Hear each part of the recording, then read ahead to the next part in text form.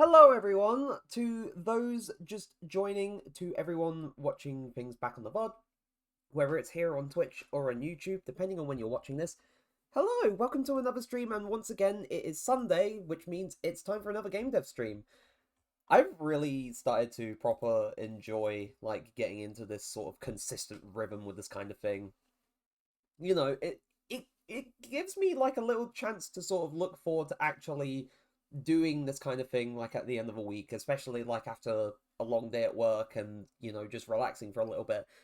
But I don't want to sidetrack with things too long. So last time, if you were here last week, then you probably remember what happened last time on like game dev streams. But if not, I went over like stuff that I did with like the AI, like the coward enemies and so on and so forth, and the fact that like enemy tracking was working, and for basically that entire stream last week, sorry, for the entire stream last week, I was trying to implement some kind of attack for the enemy. So I was starting off with a projectile one because I thought, you know what, that'll probably be easier. I know it's like somewhat limited in terms of like how the enemy would respond to the player, but at the very least, it's simple enough to use for a test. And if you can remember, that was racking my head because for some reason, some things weren't working as I was hoping it to. But I eventually managed to fix the problems. I eventually did manage to find a solution for everything. So if I go into, oh, I also may as well put on like little background music bits. But that would involve going into where is settings for opera.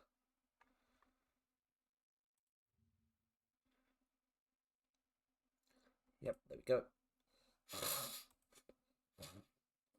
Again, sorry, I still have like it hasn't been nice, like too nice in terms of weather today, so kind of suffering from like little cold bits, even though that's that just happens all the time anyway. It doesn't change regardless. But let me think. I'm gonna put the Spyro 3 music on again because I really enjoyed having that as my little vibe last week. There we go.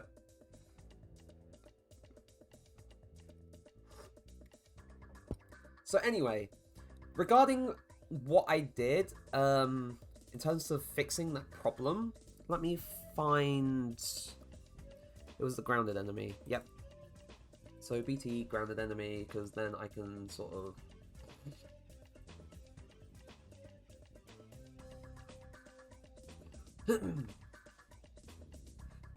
So one thing that I just completely forgot about, of course, was the whole, like, waiting for subtree kind of thing. And the whole time, I kept trying to have the actual attack be the, main task and the movement be the subtree task. But I rejigged things. I set, like... I'm trying to remember other things that I did in my spare time as well, because this was earlier this week. And somehow I have forgotten pieces, but I haven't forgotten everything. There was a lot of trying to make sure it spawned in the right places, trying to make sure that it had, like, proper velocity and whatnot, because... like, my first step was making sure everything could function. So, having it, of course, like, all this stuff as usual, rotating to face the player, setting its movement speed, you know, like you would always have it do. But it was figuring out how to actually get it to move, but also shoot at the same time. So, temp attack would act as the subtree instead of having the movement be its subtree. And then...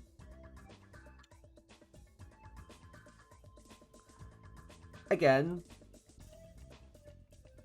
tick attack weight every 2 seconds, and this does do the behavior tree service thing where it just, like, ticks down, and then once it's less than or equal to 0, the boolean is set to true, the enemy can attack,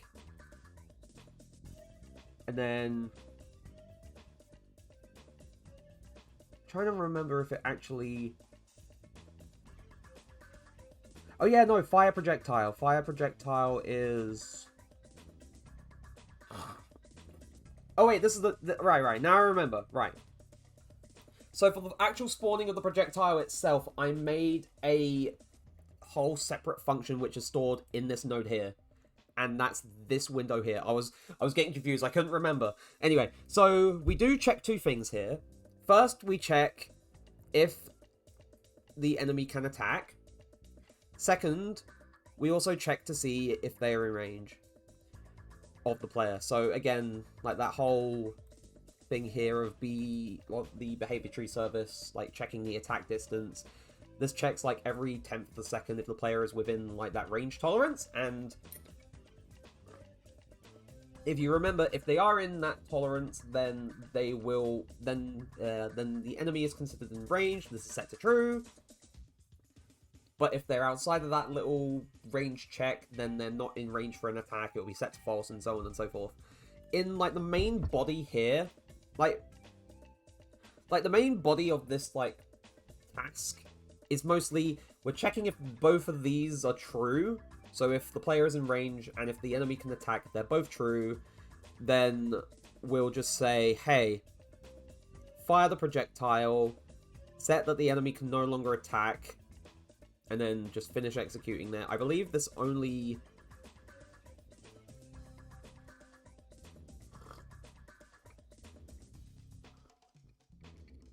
Also, sorry, I'm still drinking hot chocolate. Right, so there was no, like, sort of, oh, this only happens when the thing is set to true, which is kind of a problem, though. I think... Hold on, let me check attack distance.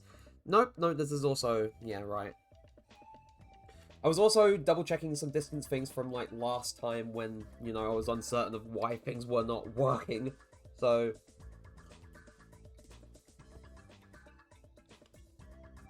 I don't think I actually need my little, distance, thing anymore, because... Or distance, string anymore, because I know that it works now.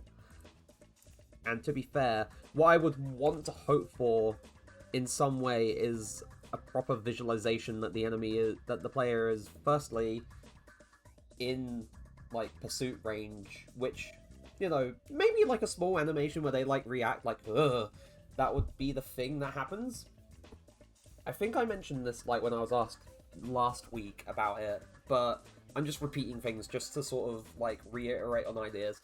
And the other thing I would like to have be visual is the enemy actually realizing that they're in attack range. I want that to be a visual sort of cue too, but I'm not sure how I would go about it.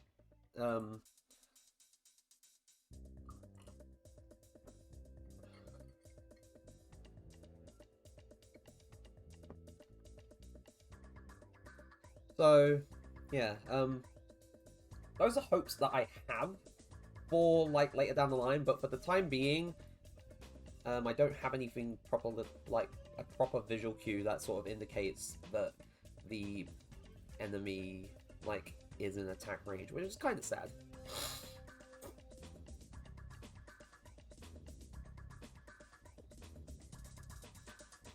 But I'm sure it wouldn't be too difficult to do in the end, maybe.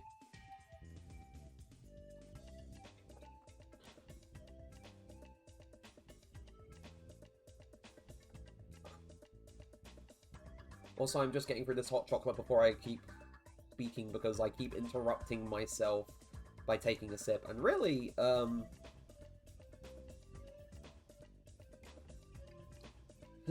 that's not good. It's not good. So...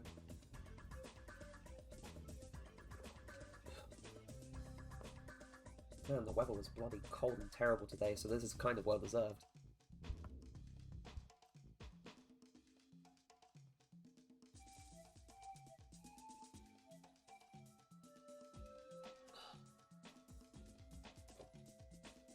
There we go. Right, anyway,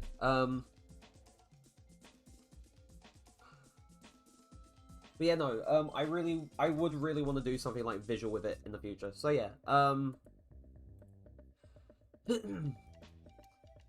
out here, checks if both were true, then does the fire projectile, and then sets that they can no longer attack, and then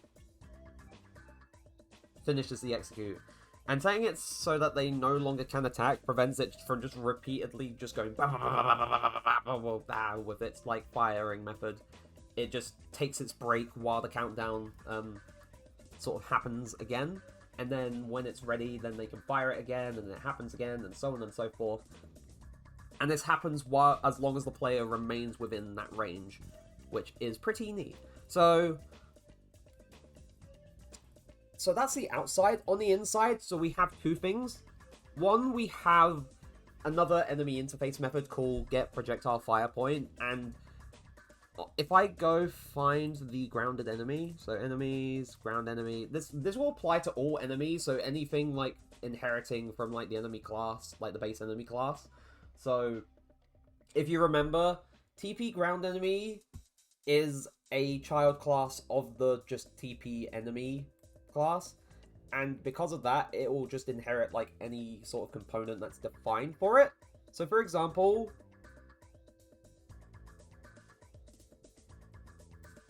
the projectile fire point, which is here, this is just a basic scene component. There's no like visual representation of like a model or something like that. It's just kind of an invisible point, but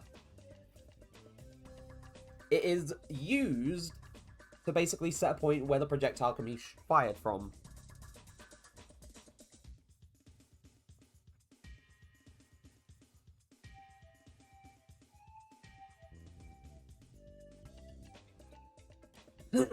And let me think.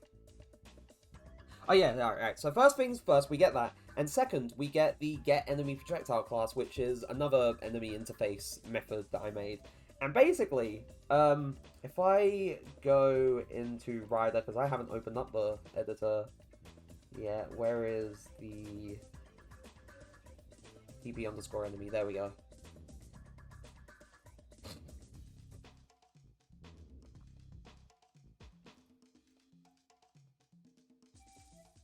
Which is, you know, kind of funny, kind of weird. Kind of weird that I hadn't, you know, had Rider prepped. But to be fair, most of what I want to focus on this stream is not so much to do with the programming side of things, but mainly a design kind of, a little design exercise, I guess. But I'll get to that. So, there we go. So in the enemy, we'll have, so there is this thing here. And in the background, I made a projectile class called Base Projectile. I'm probably not going to make any, like, C++ child classes of it. I'm just going to have that just be in blueprints. Because, you know, a lot more customization design-wise there. So, this T subclass of...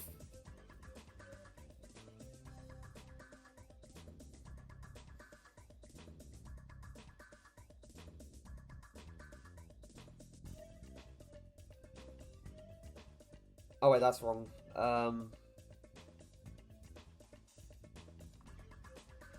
Yeah, no, there it is, there it is. Like, the actual variables here. Down there was a method. Sorry about that. Anyway, so this T subclass of, in the editor, if we go to the grounded enemy, so that's the behavior tree, there's the BP. So if we go into ground enemy and we go here, yeah, enemy projectile class, that T subclass of lets us set a basically like anything that inherits from like or based on that class, so whether it's a child class, a blueprint class, or whatever, for that particular class, so in this case the base projectile, can be set here as the enemy's projectile that they get to fire. So if we go back into the code, first things first, we have that variable there.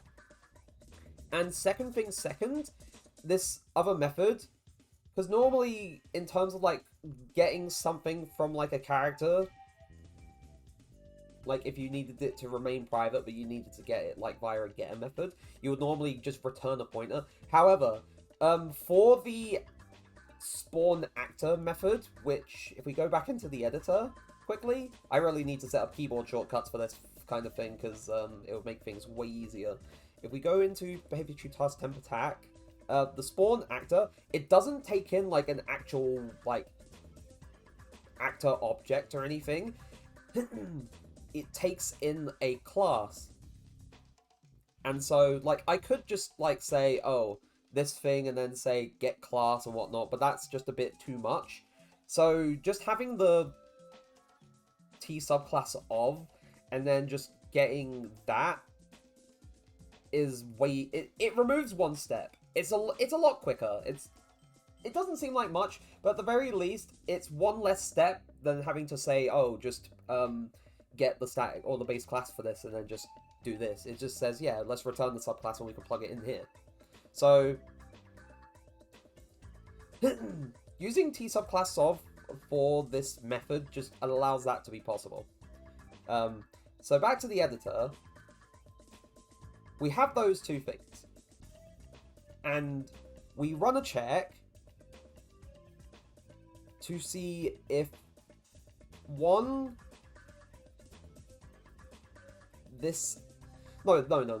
sorry. The most important thing is that this is a valid class. If there's no valid class for this, it will just say it failed to spawn a projectile, and then, you know, it just returns, like, from this method.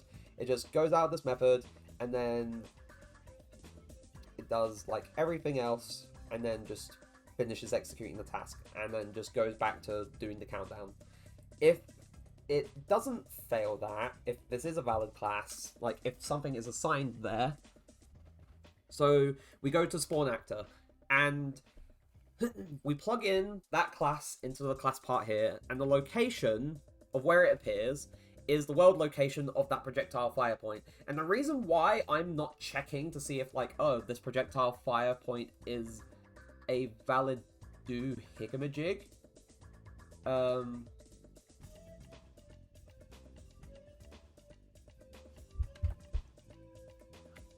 is because that scene component just exists on the object always because of the fact that it inherits from the enemy class. There's no need to check whether or not it exists because it just exists.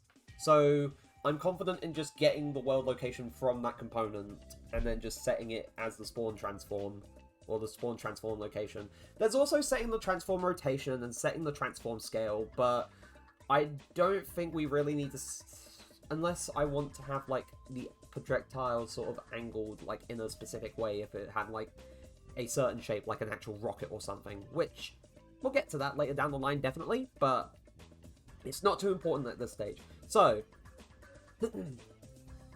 I have a thing on the base projectile called Set Owning Actor, and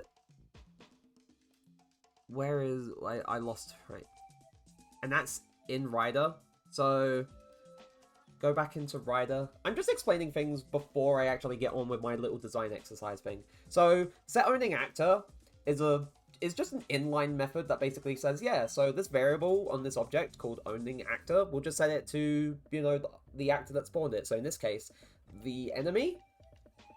And then we have Get Projectile Speed, which returns the projectile speed, which is this variable here. And I made it like a little custom variable for any instance of the projectile because, hey, you may want a projectile to move very slowly, or you may want a projectile to move very quickly. So that's used when doing the velocity, but I'll get to that.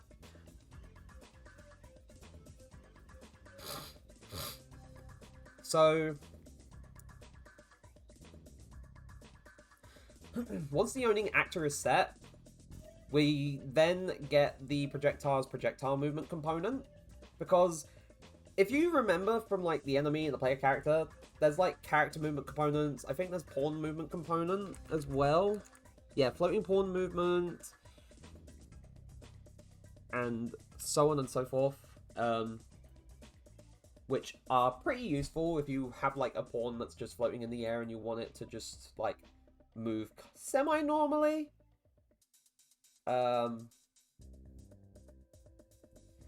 But that's just kind of a thing, like, but anyway, projectile movement kind of exists in a similar way, except there's other properties like homing properties, the gravity of the projectile, whether or not a projectile will bounce when it hits the ground, like if it's like a physical, like whether its collision is actually like blocking rather than just being an overlap thing, or among other things. So we get, like, and much like character movement, it also has a velocity component. So we get the velocity to try and set it, and the way that this is done is that there's a few pieces to this. So the first step, we get the projectile speed, which is that variable I talked about just a few moments earlier. We throw it in here, and this is being used to multiply the result of this calculation. This calculation is also used in, like, the, I believe, yeah, no, in the flying enemy.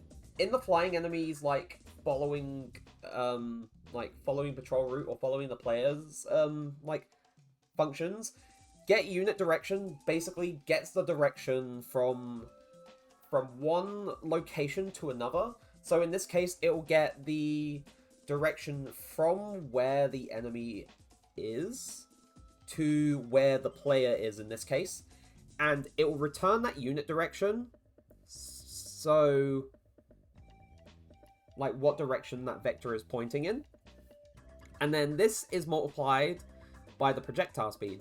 And originally I just plugged this bit into into the velocity and had done with it. However, there is one thing I found out from doing this, and that is when the enemy is, like, actively moving and they fire the projectile, they catch up with the projectile, which is not what I want to happen, because, you know, that would just be weird. So what I do as well is that I get the movement component, because you can just, like, not just get, like, if you have a method specifically for returning, say, a character movement component, a projectile movement component, a floating pawn movement component, and so on, but you can also just use a generic get movement component method to see, oh, check if this object, if this pawn has any kind of movement component whatsoever, if it has a character movement or a projectile movement or floating pawn movement and so on. And if it succeeds, then we just have a movement component that we can return, because they all inherit, I believe, from the same base class. So it's pretty handy, especially if you don't want to sort of like try and get a specific thing for, say, just a generic abstract pawn, or if you don't want to just be non-performant and try and cast it to just a character movement or whatnot. So we get the generic movement component, and because like most of the values that each of the different types of movement components inherit from the base movement component like class, you can still get velocity from it. So we get what speed that the enemy is moving at the moment, and then we add it on to the projectile speed that we would have set as the velocity normally, but it's setting that extra speed so that if the enemy is moving, it will essentially adjust how far it's launched so it doesn't catch up with it. It basically launches the same distance away from the enemy to the player, but it's more consistent in that if the enemy is still moving, they won't just like catch up to the projectile by running into it. So to give this a bit of a demonstration, I haven't shown any of this off yet. Like, I was just rambling about it for so long, but I like explaining things. I like explaining what I've done, because it at least sort of reaffirms that, hey, I did this, and I know how this whole thing works.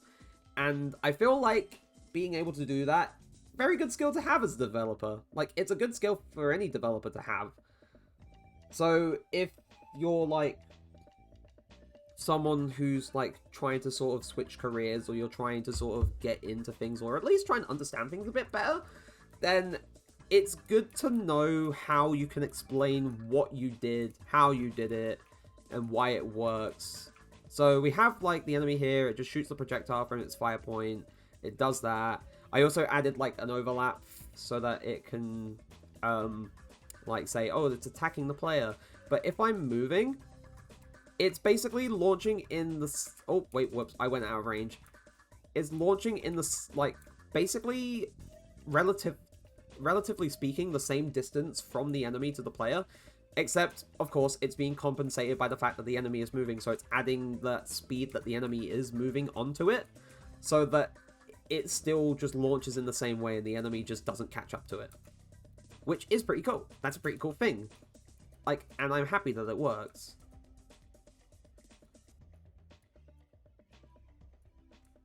So,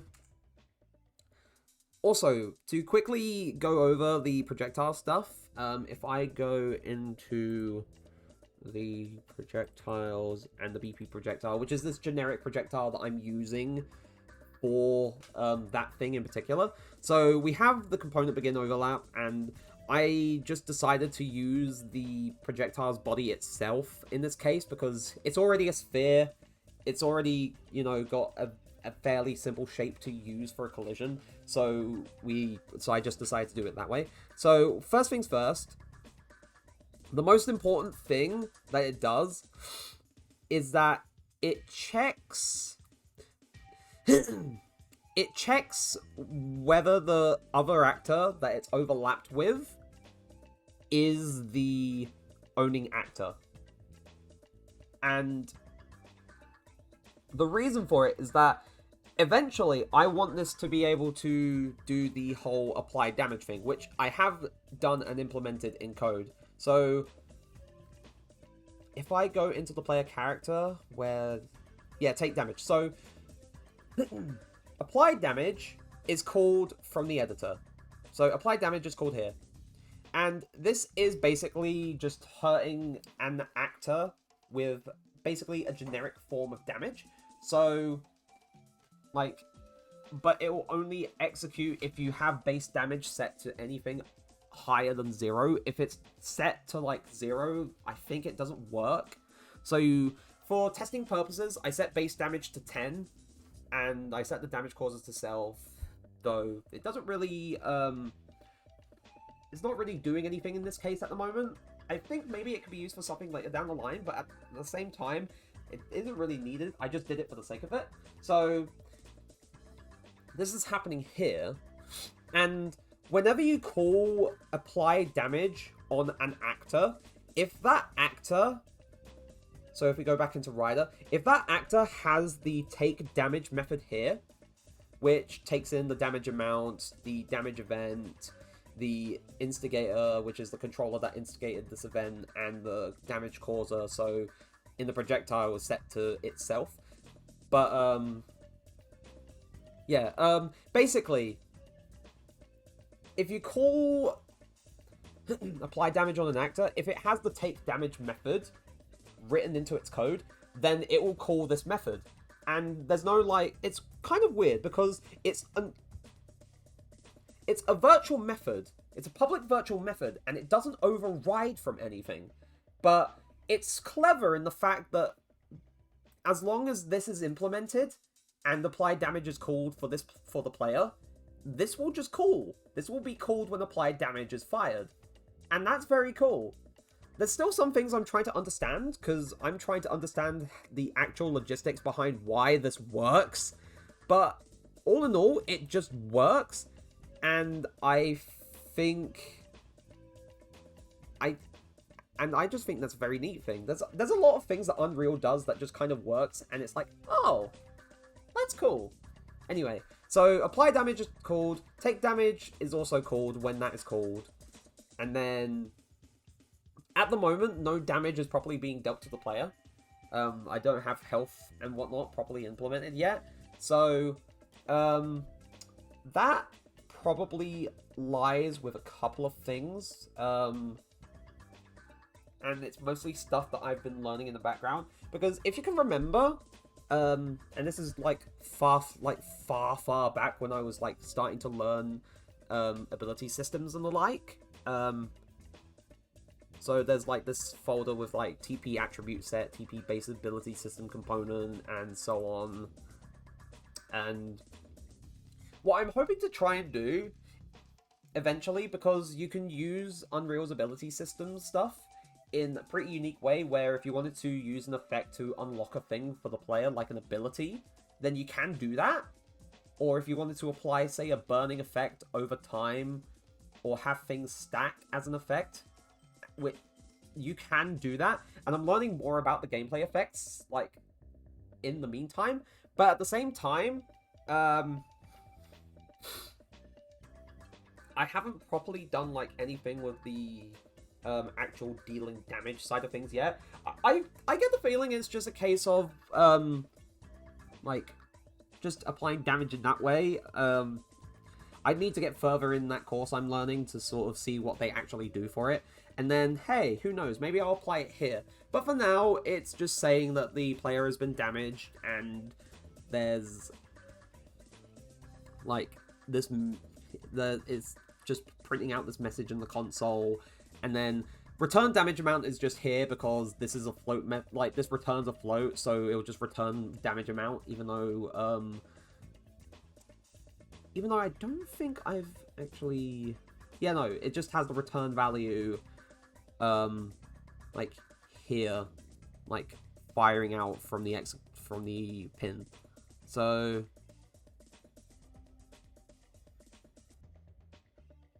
oh yeah, return value is the actual damage. So if you wanted to take like base damage into apply damage, and then you have some other like calculations for, say, defense and so on, and critical hit and whatnot that's sort of acted upon this base damage, you can do that, and then at the end you would return like the final damage that was dealt. But at the moment, because there's nothing like There probably won't be anything like that done here. It's just going to be very simple. I will just be returning, like, the base damage. Anywho, I've been rambling on for, like, half an hour. But it's fun to do. It's fun to ramble on and talk about what I've done sometimes. Well, I say sometimes. More like, it's fun to do that all the time when I'm talking about game development. So, my main focus for today, and Clip Studio is open, though I haven't tabbed into the... There we go. So I should probably grab my tablet because I put it to the side again. So I've got to shuffle some things around. But yeah, my main focus for today, and I'm working with a larger canvas for this reason, is like I'll still have this like main thing here. So we'll mainly be working on more sort of design things today, which if I'm holding my hands up, I'm not the greatest in terms of like designing. Like game design, level design, and whatnot. I'm not very well practiced in it, and I feel like that's mainly my fault for like, of course I go all in on programming because that's what I was trying to learn, but if I'm wanting to do something like as a solo project, then learning how to properly design things is...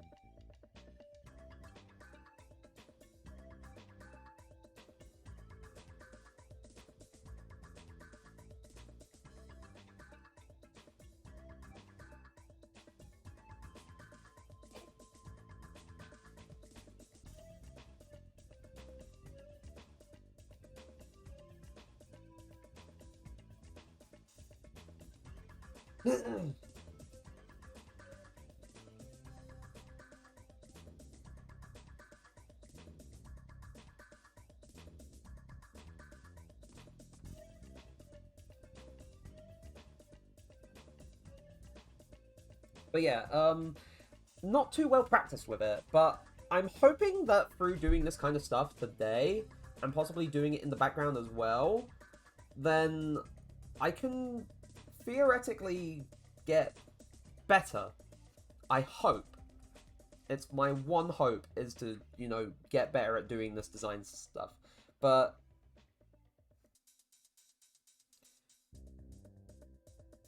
also, Heater is not in chat at the moment, but he did send me a thing to play 8-Ball, so,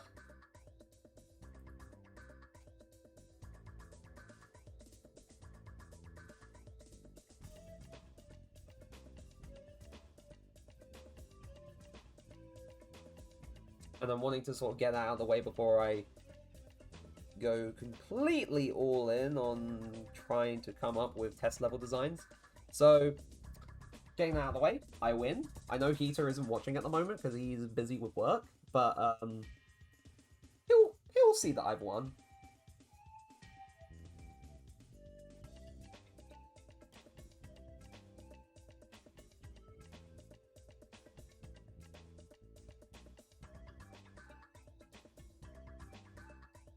But yeah, so that's done.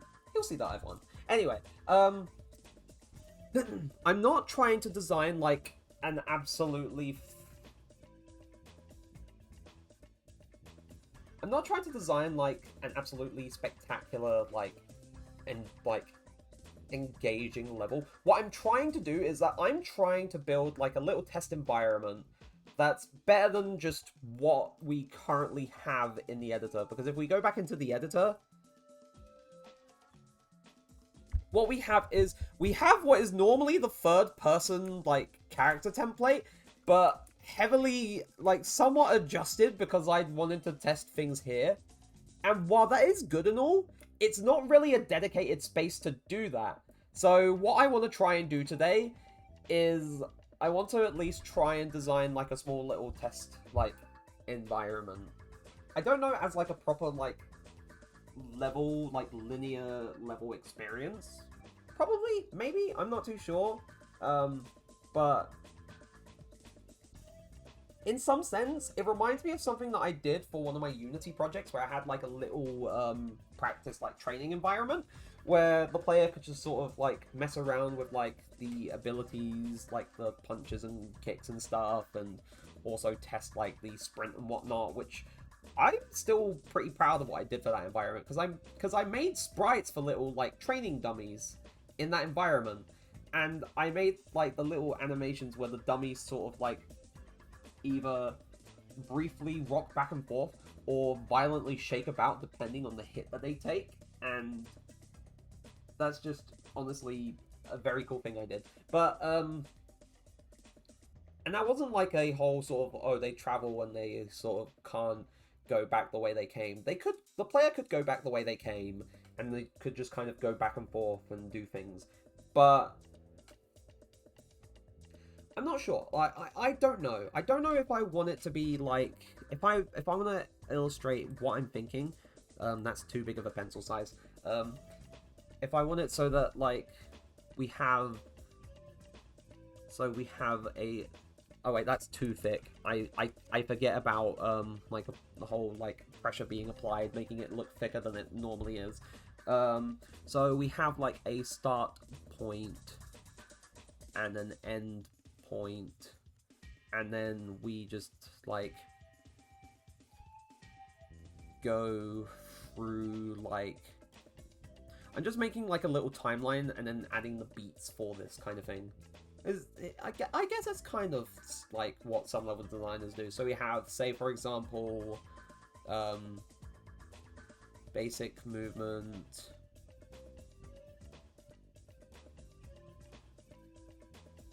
and then we have air dash, and then wall jump, and then wall jump plus slide.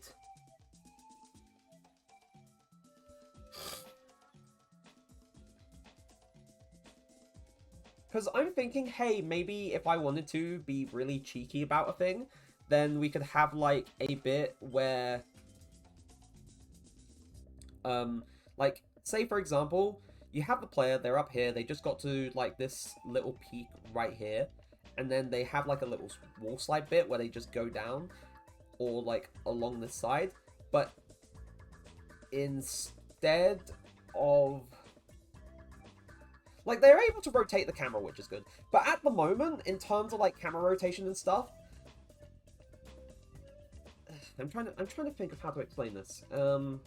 That's one thing I never managed to sort out. But anyway, before I explain that, like, say for example, like this thing had like little like traps or spikes jutting out from the wall, and they had to sort of keep like jumping from one wall to another, like as they keep going down.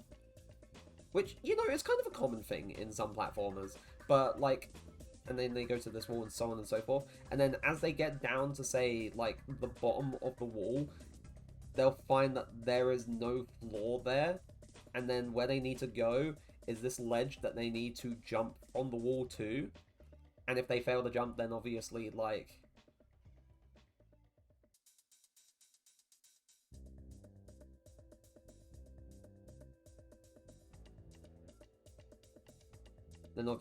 they just fall to their death and die.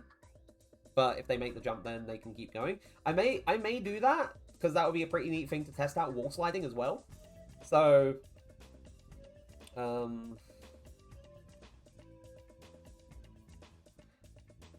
though there are some things that I want to adjust with, again, I keep mentioning it. I keep saying that I want to adjust wall sliding, but I haven't done it yet. So, also, God, there was another thing that I completely forgot about as well, which kind of sucks, because I was actively saying, hey, I need to do this, in group chat with friends yesterday. But in all true honesty, I got distracted. There is a new little game that came out, called Web Fishing. It's a nice little chill fishing game. It kind of, like, reminds me of Animal Crossing, like, in terms of the art style and in terms of, like, the fishing mixed, and it's also kind of mixed with, say, Stardew Valley's kind of fishing mini game, if that makes sense. But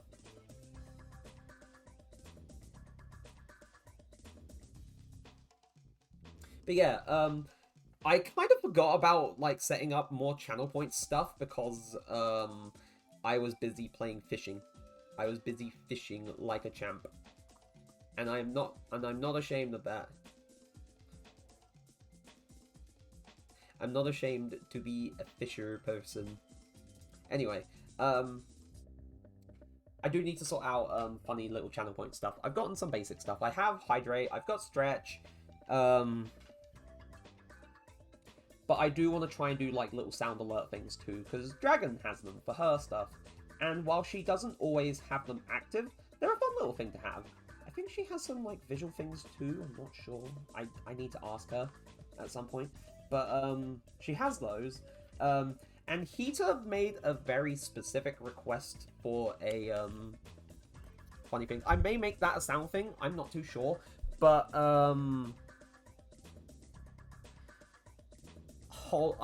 you know what? Actually, that would be a cool thing.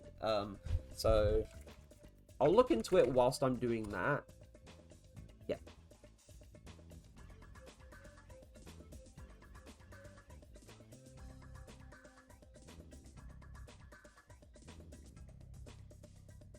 Yeah, but to be fair, the website looks simple enough. I'll probably do that over time. But anyway, I keep getting distracted. I'm simply terrible with this. Anyway, I do want to kind of experiment with that as an idea for the wall jump, wall slide segment, and then I want to like pull it together. So pull together, kind of a weird way to write this, but I want to start with the basic movement. Like, if I was making this a linear little test level, I would want to start with the basic movement, so running, jumping, oh wait, actually, stomping too. I would need to throw in stomping, like, somewhere, like, maybe before the wall jump and slides. Yeah, I feel like having, like, a kind of like stomp bit where the player sort of stomps through the floor and then they're in this tunnel and they have to sort of first wall jump up and then like I feel like it could be a fun thing to do.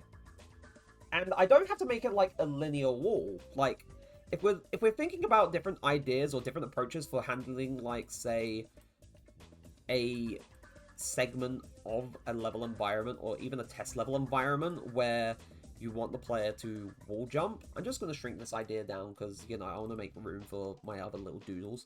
So what you may want to do, like, instead of, say, just have it be like, the very boring, like, left to right to left wall, is that maybe you want the player to learn about how they can jump at an angle. So if you remember, like, the player can go at a certain angle, like, so say this is a bird's eye view of a wall.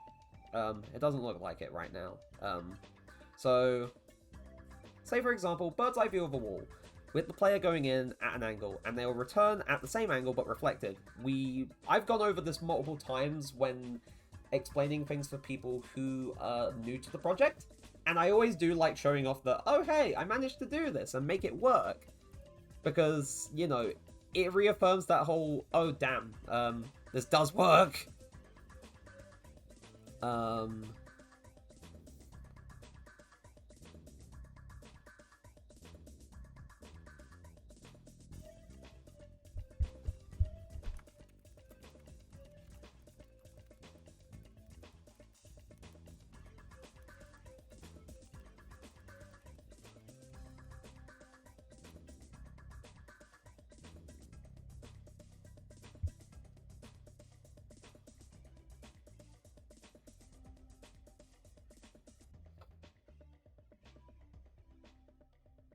Anyway, I got distracted again. But yeah, what I would like is if I could, like, because I've gone over those, like, two little approaches to doing wall jumps, or that first approach, and then explaining what I did for the reflective wall jump.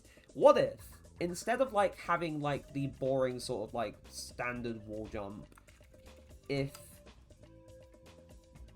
like, originally I thought of, oh, what if I had, like, 4 walls kind of like this, and the player just bounces from each of them as they're trying to sort of climb up.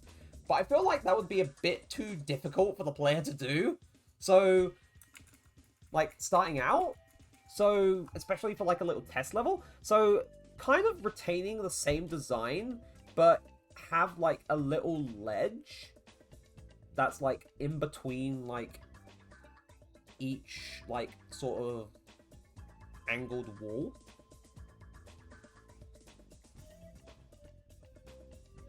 So so you have like a ledge between each angled wall, and you get the player, they go in that way, they jump out that way, and they end up on the next ledge. They run along the ledge, they go at the wall this way, and they end up that way, and they end up on that ledge, and so on and so forth. And each ledge would be slightly elevated, so that they're sort of moving up bit by bit as they keep going up. And I want to do that. I want to do that as my little approach for this, like, wall jumping segment, like, after the stomp. So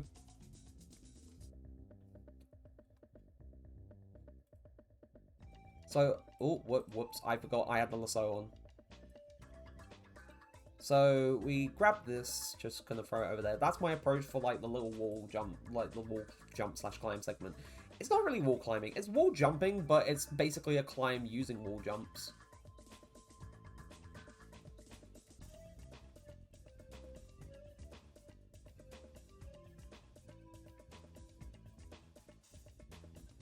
But yeah,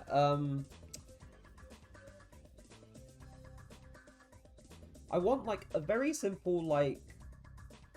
And now I'm trying to figure out how I'm going to make it linear. Making it linear, if I was to do, like, the linear approach, I guess, like, I can imagine it, like, having so many walls and stuff that sort of prevent the player from sort of jumping out of the environment. Because last thing you want is the player to just say, yep, no, I'm not doing this, see ya! And they jump out of the world. But,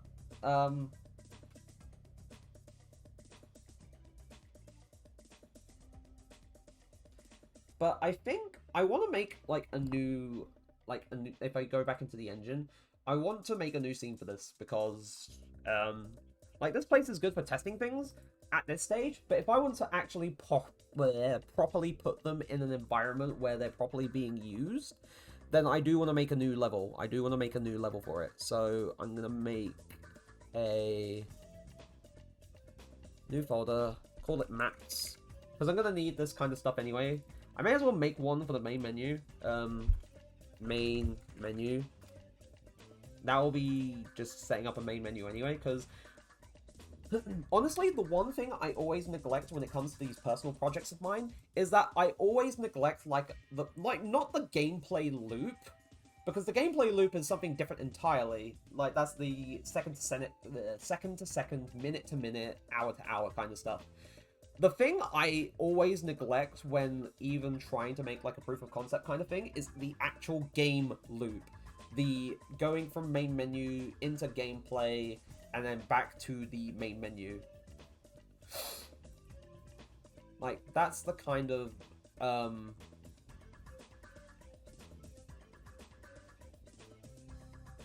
that's the kind of thing I neglect. So I'm putting that there just so we can, you know, actually, like, have that in place for, like, a later point in time.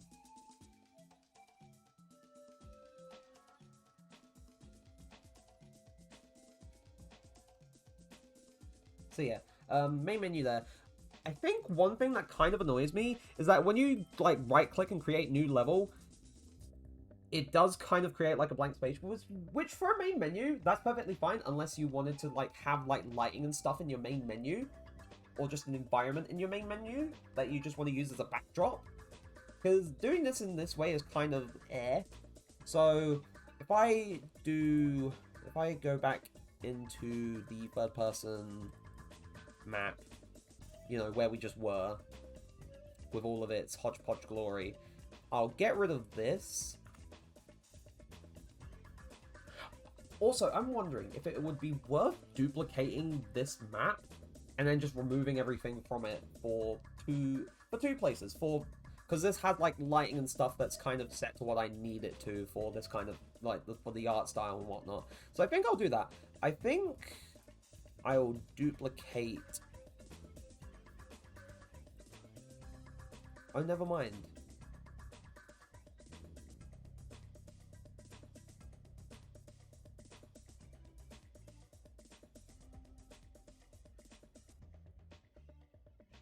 Oh, it doesn't. Oh, it doesn't let you duplicate the third-person map. That sucks.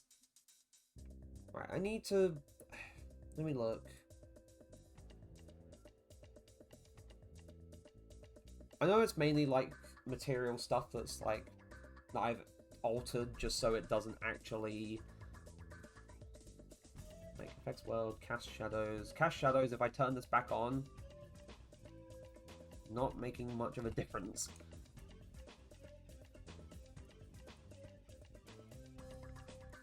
So that's a directional, yeah, that's a directional light.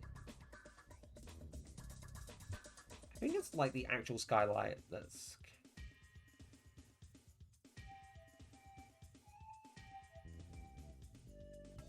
I actually don't remember. I don't remember.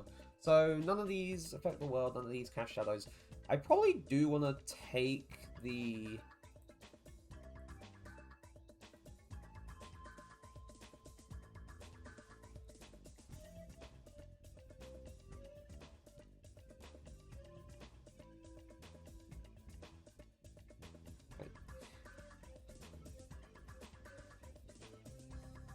Oh. Oh, I didn't oh, that's different. I've never messed with those settings, to be fair. And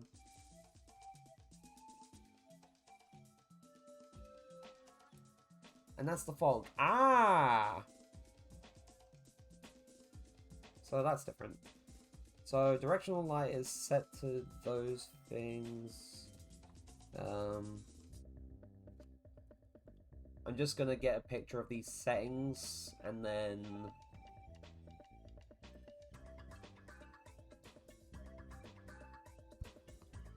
Because it sucks that I can't duplicate the third person map, probably because, I mean, to be fair, it's its own thing. So I'm gonna have to go here, new level. And then I'm going to have to go with... It's not showing, like, the pop-ups for the windows, but empty open world, basic. I'm going to choose basic, because that's a simple thing. Save. And that's given us a new level.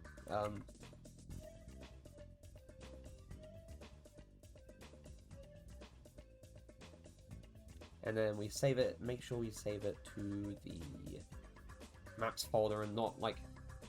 So, test level. This will be test level.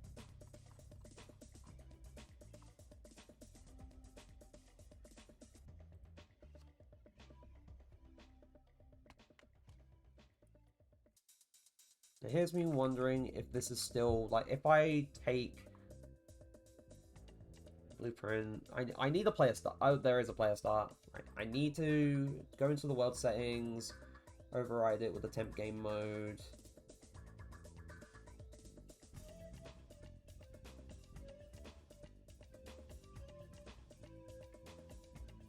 And I need to see if it's casting shadow. Yeah, it's casting shadows. Right. So...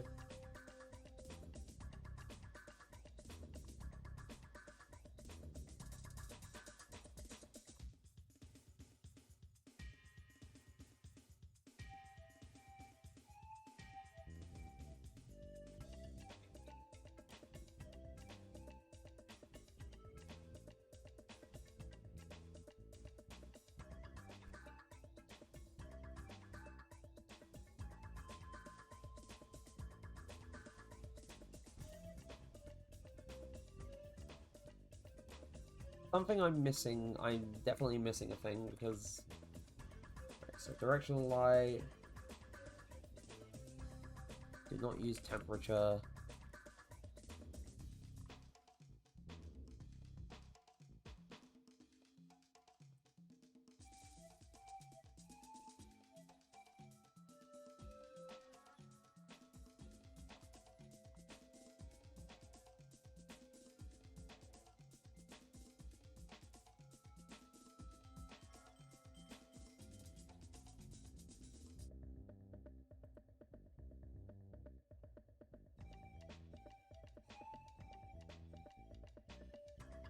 How do I get rid of the sun?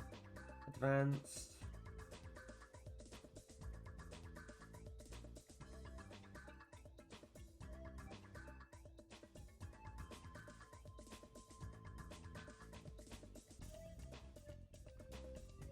Rendering, visible, cloud ambience, skylight. I don't remember what I did. Light component. Source map, business captured scene. Cube map resolution. Light color, effects world.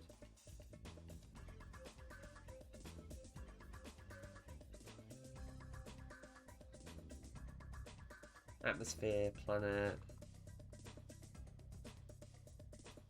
Sky luminance.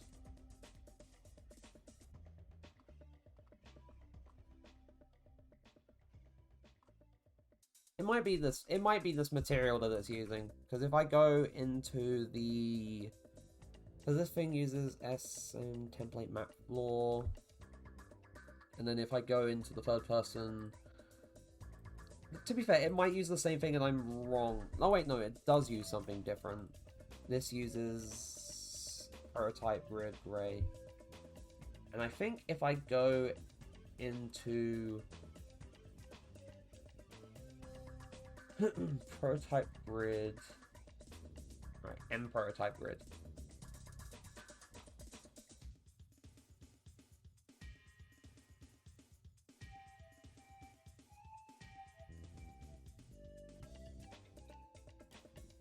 Just turn off like.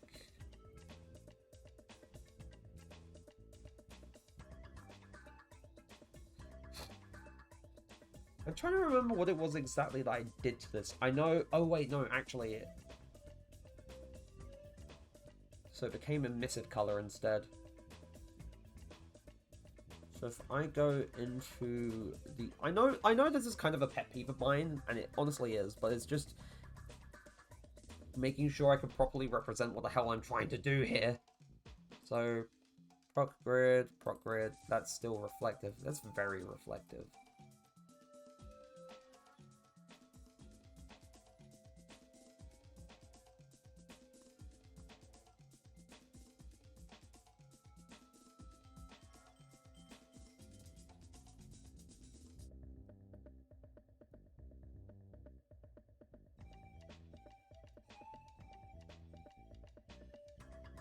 So if we go into in prototype grid, so surface, opaque,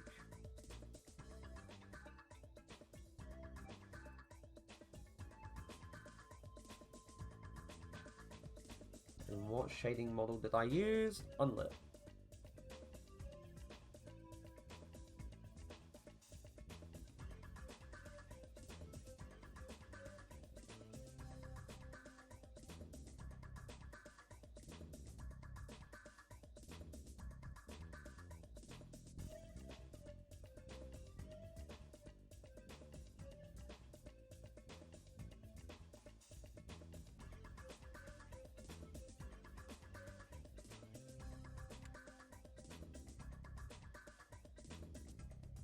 Out vertex, or is it?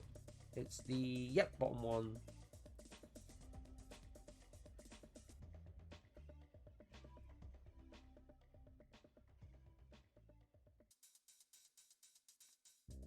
Still something that's missing.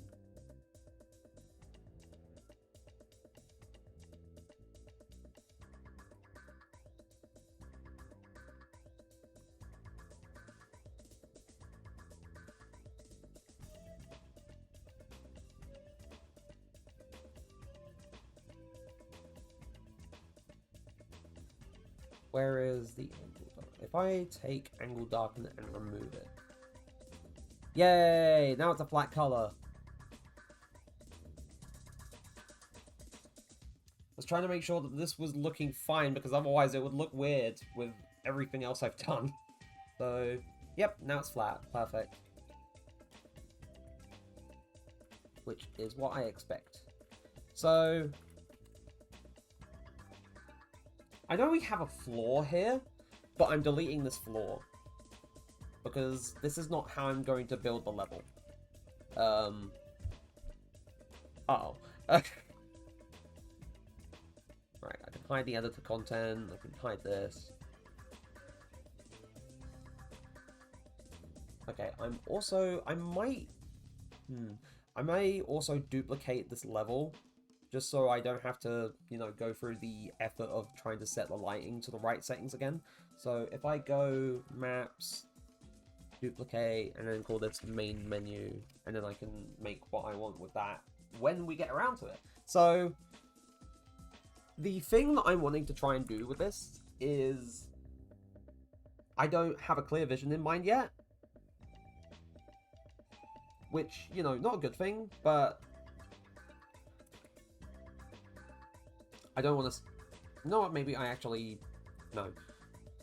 I don't want to save this, but I do want to save the other file I make in Clip Studio. So if I go there, and we're back into Clip Studio, what I want to try and do is I want to at least block out or sketch up a little bit of, like, a level design. It won't be, like, the most, like, extravagant or, like, complex or sophisticated kind of thing. It's just a basic thing. And I don't know how I'm going to do, like, the whole linearity side of things, but I do want to give it a shot and then sort of see what I can improve from there. It will be top-down because, like, level design as a whole, you do that as a kind of top-down thing, and there's different approaches to how you would go about doing a level design. I should probably find the Trello board that because I have not used Trello in ages. There was a Trello board that I made with a mentor of mine that I was allowed to copy over when, like, the mentorship stuff had ended. Yep.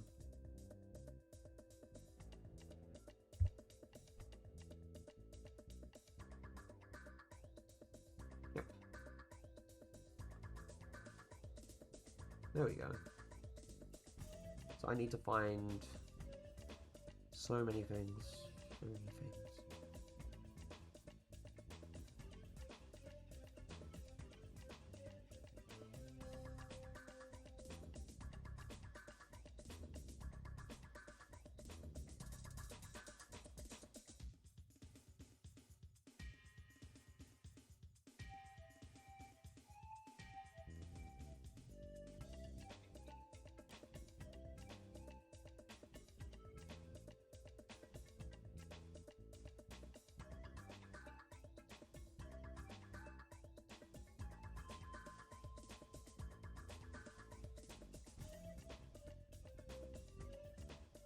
Right, okay, now I remember. So, what I would really want to do, and this is kind of me sort of looking through things, is that a way of kind of, like sometimes, I'm trying to think, back in university, I just flat out, like, drew the level environment. I drew, like, because there was, like, a level design module we had, and we had to design a level for a tentative, like, level either as a tutorial or sort of partway through the game and for a project that we were just kind of handed. Like, we weren't told to, like, program too much. Like, if there was, like, level-specific events, then we could just program them in. But otherwise, our main thing was to sort of, like, design the level and make it engaging enough to last for a good, like, 5 minutes, I believe?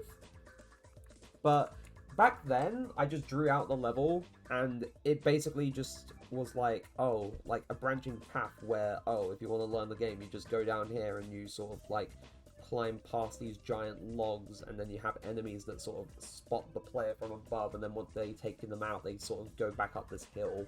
That meets up with where the path of, like, oh, you don't want to learn the game, you just go straight to killing the enemies and la-di-da-di-da, ends, and then you just go, like, into this, like, big, like, fortress village kind of thing. And that's what I did then. I just flat out drew the map. And that's kind of amazing that I could just about remember a chunk of what that project, or what that level was back then. Because, wow, that was, that's been 3 years. No, wait, that's been 4 years. That module was 4 years ago. God. I hate that. That was my second year of university, and that was 4 years ago. God. And I designed that... I designed that level, like, first half of the first term, basically.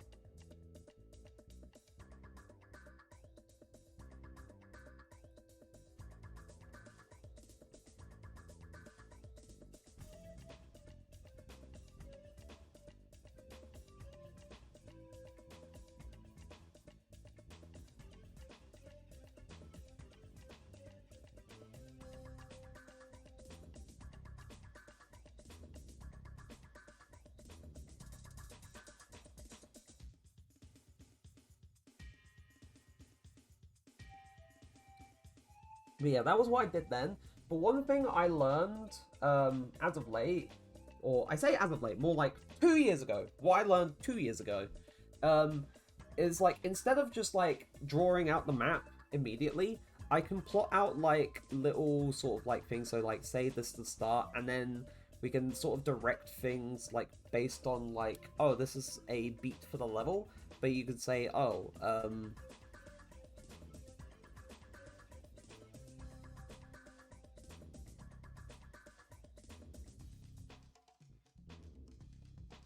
so say like this could be the sprint section where the player learns like using the sprint, and at the moment I don't have like an obstacle for that, so that would just kind of be like an empty kind of stretch, like to get past. But then later on, if I feel like it, once this structure is sort of laid out, I could try and make an object like a sort of like pusher kind of object that sort of like goes really fast, like kind of like a spike or crusher.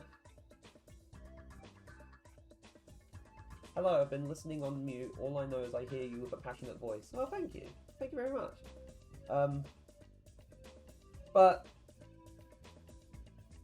what I would have is like a little sort of like, it's kind of like a stomper for that section that I would probably have like later on, but at the moment it would just be like an empty stretch. And then according to my little beats for the level, then have like a little section with the air dashes. So maybe like let me think. Because the whole main thing in some areas of level design is that normally, or not normally, but sometimes you'd have like your main level objective like in a clear sort of like visible place, and that would be like the biggest like thing on this chart, on this diagram. So say like end, I don't know why I'm putting a question mark. I'm just kind of, you know, just it's just throwing things out there. But it's a good approach to, oh, the Half-Life 2 Citadel Naughty Dog style. I'm like, yeah, kind of like that, where you just have a key landmark or something that you would kind of draw the player's attention to and say, yeah, you need to get there, but you have to go for the rest of this level first. But you would also make sure that, for all intents and purposes, it's basically... P.S. Would you be so kind as to turn the master volume up? It's quite quiet on my end. In terms of the music or in terms of me? Because I'm... Hold on. Right, so in terms of... Hold on. That should be a bit louder now, or I should try and adjust the... everything. That's a bit better. Yeah. But for all intents and purposes, you would just kind of have, like, it visible everywhere where possible. And I may go for that approach, but because it's, like, only, like, a little test level, there's nothing really that I could have in terms of a landmark aside from, like, a big, giant cube. But I guess that would be better than nothing.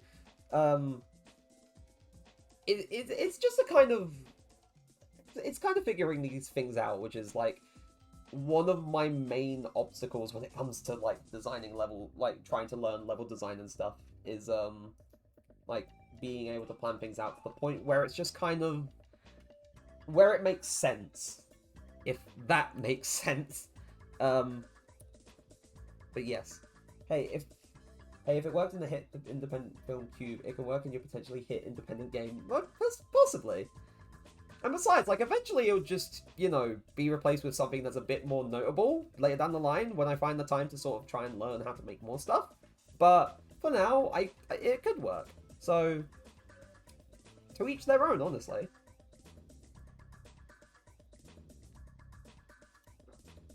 Ugh. Keep myself raised and well hydrated and also taking my important stuff.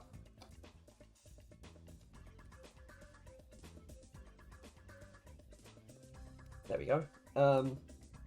Better. Anyway,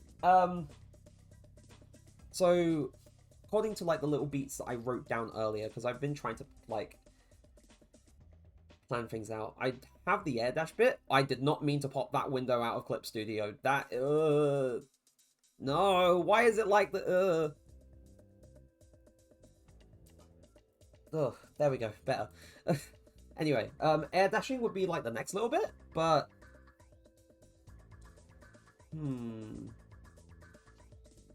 like it would be like this stretch going past this kind of potential obstacle that I have later down the line. And then if I go in and say like air dash platform 1, perhaps I'm just like there.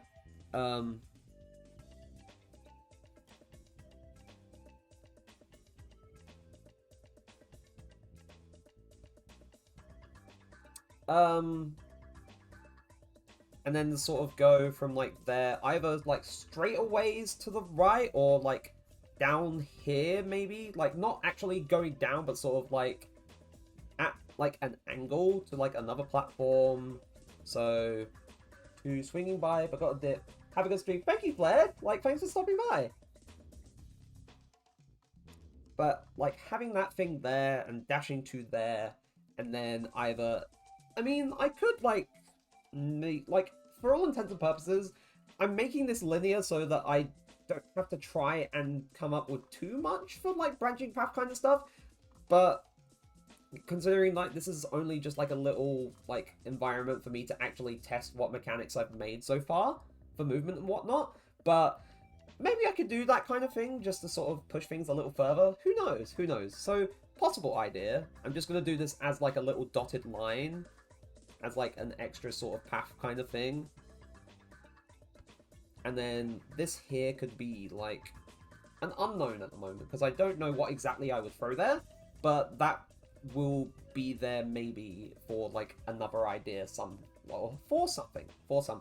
But the definite path would be like off to this side here, where like the third little platform would be, and then that's kind of where it ends.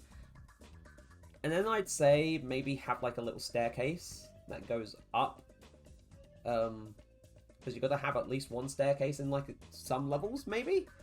And I'd say here, this is where you'd have like a proper clear view of like this like main objective. So if we sort of like draw a circle, like basically drawing an eyeball, that looks kind of weird.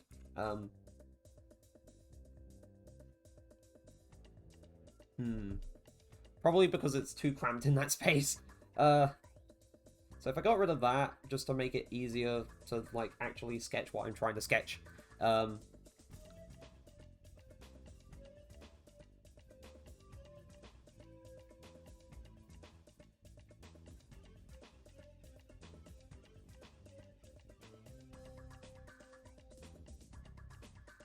Right, so we have an eye here, basically representing like the field of view and whatnot, and they should be able to see like this main objective thing clearly. So within like their like field of view, they should see, oh, this is where I need to go. But unfortunately, there's like basically walls here surrounding like this whole sort of bit, which can't be seen, but you know, like at the moment, like from this like top-down perspective. But rest assured, it will be there. It will be there, but I'm just kind of like, I'm just flailing my arms around here, but I am just kind of imagining this at the moment. So yeah, and then the player's like, well, if I'm blocked off here and I can't get through like over there this way, how do I get there? And if we look back at my little beats for like the design for this test level, I did say like, well, what if for like the wall jump / slide bit, we have the stomp? Where did I put it? Yeah, I put it here. I put the stomp bit here, but I didn't write it. So the stomp bit would be here. And And this would be where the player gets to use their stomp. So, like, say they get up here and they see this. And while this wouldn't be the case at the moment, because I don't have, like, an actual sort of texture for it, there would be, like, a bit of, like, cracked ground underneath where they're stood. And what I want to do, like, in terms of, like, visually teaching, like, the player, like, how to sort of react or respond to certain things within the environment. Because the one thing I do remember from, like, a general game design sense is definitely the case of a good way to properly teach the player is that, like, if you have something that represents a certain thing that happened, is that you follow those rules. So, for example, normally, like, in the Mario games, you definitely expect a question block to have either a coin or a power-up in it. If you were to just suddenly, like, do what the Lost levels did, and throw, like, poison mushrooms in there every so often, or things that could hurt you, then that's just breaking the rules that you established for the player. You're essentially saying, hey, don't trust this thing that I'm trying to teach you, because maybe this can hurt you, and you're basically unnecessarily punishing the player for just trying to do something that they would naturally do during gameplay, and that's kind of a bit of an arse. So what I would want to do properly, like with the right materials and stuff, is that I would like to try and make a very obvious kind of thing, like a crack in the wall or a crack in the ground, and say, yeah, you can do this thing here to break it open. And what would happen here in this case? Well, the player can stomp. So they would stomp into the ground, and they would break through, and then they would have, like, this bit that sort of leads out from... I'm trying to think, where would it make the most sense? Trying to think. It can lead out either this way or that way. I'm just trying to think, mostly. Like, I'd have, like, a little, like, room at the bottom.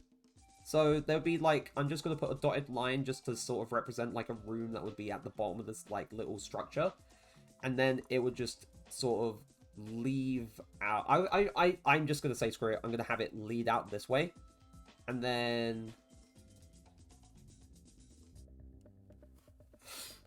And then this here would be, like, the wall jump. Like...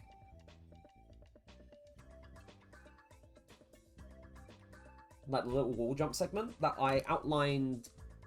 Oh, whoops, I didn't... No. Right. It would be like the little wall jump segment that I outlined here. So the player would enter the room.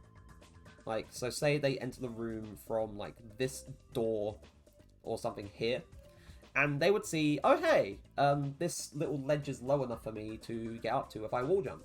So they'll wall jump, because this will be high enough so they won't bump their head.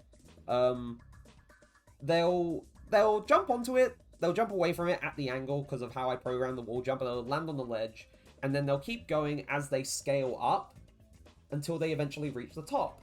And that's what I want to do for the wall jump segment, instead of just, you know, having it be like a generic, like, back and forth wall jump, because, like, I know it's the common thing to do, but I don't want the common thing. Like, it feels like a bit of a cop-out for me. And I want to be able to try and push things a little bit. Like, do something a little bit different. Especially considering the fact that I programmed the wall jump to be able to sort of, like, factor in the angle that the player is facing as they go into a jump, and then jump away from it.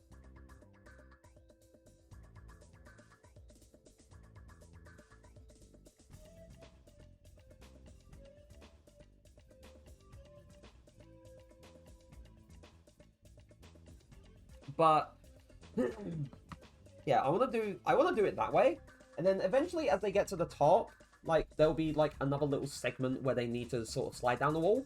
And I already pointed, like, this out with, like, this bit here, so, like, I don't have, like, hazards and the like yet, but I want it to be like, oh, the player is sliding down, and every so often they can see that there is a hazard there, so they need to jump off to like, the other part of the wall. And I think this is where I may actually need to adjust how, like, detections for wall jumps work. Because at the moment, it just basically, like, any, like, surface that can be detected as a wall can be, like, used as a wall jump and for wall sliding as well. So, and while that is good for, like, testing within, like, the third-person level environment, if I want things to, like, work properly, I don't want the player to be able to slide on just about everything. So that includes, like, rock faces and the like. I would only really want them to be able to sort of, like, kind of jump off of, like, flat surfaces. Basically like how Mario does it, where, like, as long as the surface that you're jumping off of for, like, a wall jump is a flat surface, then you'll be able to do it. If it's, like, a hill or a mountain or something that really doesn't have a very, like, appropriate shape for it, then you can't, like, wall jump or wall slide on it. So yeah, I do need to adjust that. That's one thing I need to adjust. So I'll put this down, so adjust wall jump / slide to include filters.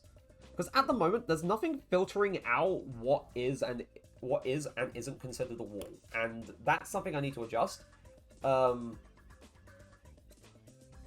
second thing that I would need to adjust, because at the moment, if we go back into the editor, and I think if we go back into the third person level, because that's still like a full level, I haven't like actually started building the level yet. Like, if we move the camera around, like, of course, like, the player will just, like, move forward in the direction that the camera is facing. But the reason why I say that's a problem is because... I mean, it's not too much of a problem. Because it's always like, oh, the direction that the wall is facing away from, like, normally, or the direction that the player is facing, or it reflects where the player is facing, if that makes sense. But I think the thing I was concerned with is, like, normally a player's instinct would be to... Actually, I'm not sure what I was trying to get at here. I've gotten all my thoughts muddled up. Uh-oh. Sorry about that.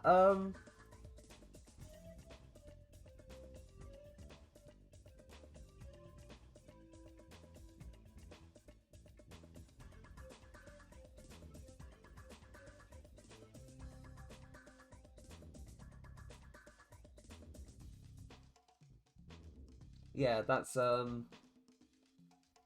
yeah, I don't know what I was struggling to think of with that one. But adjusting the wall slide and, like, wall jump to include, like, filters for, like, what is and isn't a wall would be good here. But... yeah, as I said, like, I would want the hazard there, and then as they get to the bottom, there's, like, no ground. So... they would need to, like, jump onto another ledge, and then they sort of continue from there. So that's what I want to do. So that's what I want to do for, like, the wall jump. And I don't know if I'll, like, make the wall slide segment a different beat entirely. Maybe I'll do that. Or I include that in that. I'm not sure.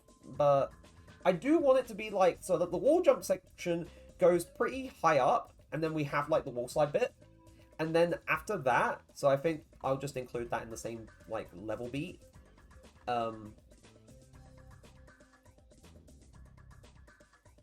I'll just kind of adjust this here, just so I can fit things. Not, you know, representative of the actual size of, like, the little milestone, but you know what I mean. I'm just trying to make it so I can fit my ideas on here, because otherwise I'm going to be a bit concerned that I can't fit my ideas, and it feels like, what the hell am I doing trying to fit so much into one compressed space? That would look awful. Anyway, let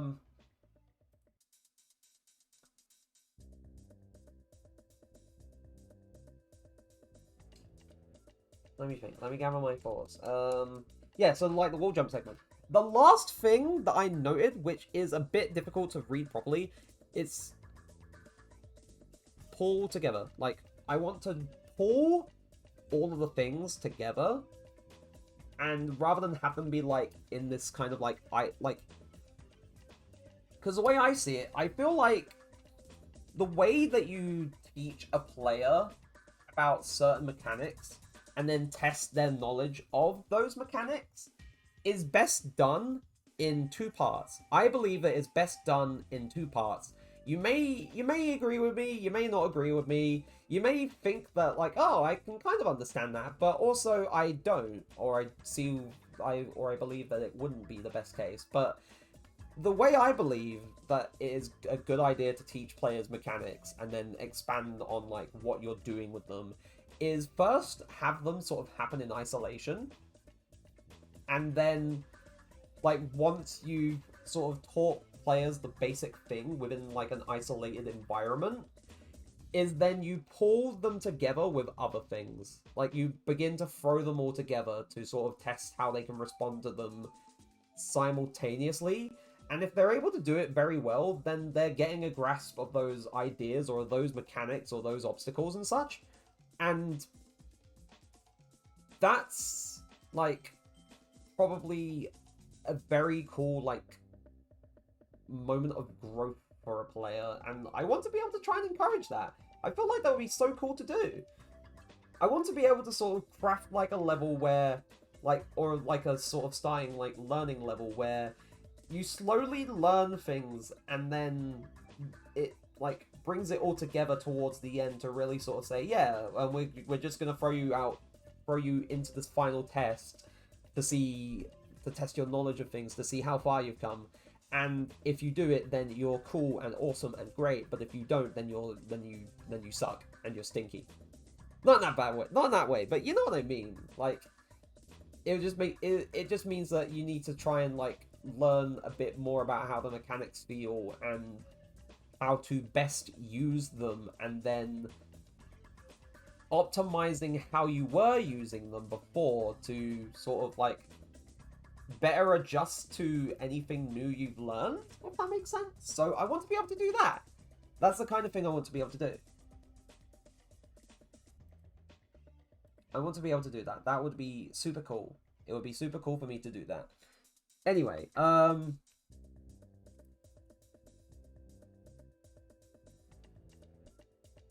my head's empty.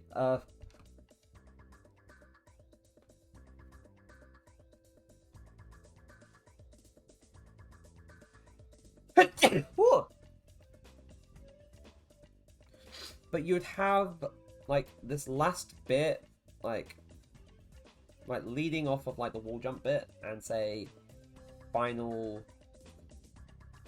test. And of course, because I'm bringing everything together, I'd have like multiple like sort of like mini segments. Like I won't give like a full sort of name and description to them here. I'll just do them as little dots that sort of trail off of each other. So that final test bit first leads to there, and then leads to there, then leads further here, and then I'd say has like a culmination of like one last little wall jump section. So WJ here, and then sort of like go up, and then it leads to like the end, where I don't know if you'd like go, I don't know if I'll have it so that the player like goes inside of this like little milestone that I'm thinking of, or if they end up on the very top of it. Maybe they'll end up on the very top of it, or maybe they'll end up in like a little thing that's on it but not like at the very top of it. Who knows? Who knows? So yeah, that's basically my standard kind of vision for this test level.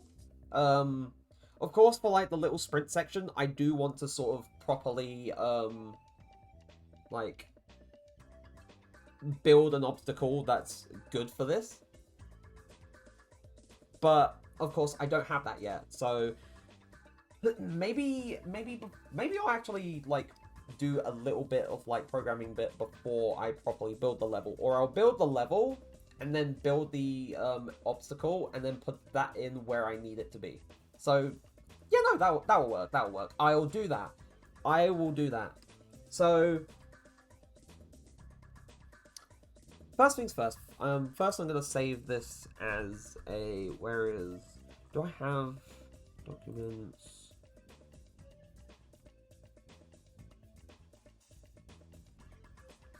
No, development documentation.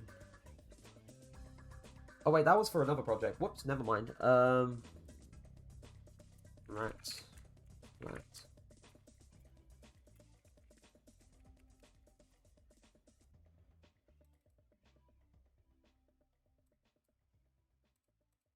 Oh gosh, it actually got to the end of Frozen Altars. It truly has been like an hour and a half. That's crazy. Also an ad for this one. God damn it, I hate it.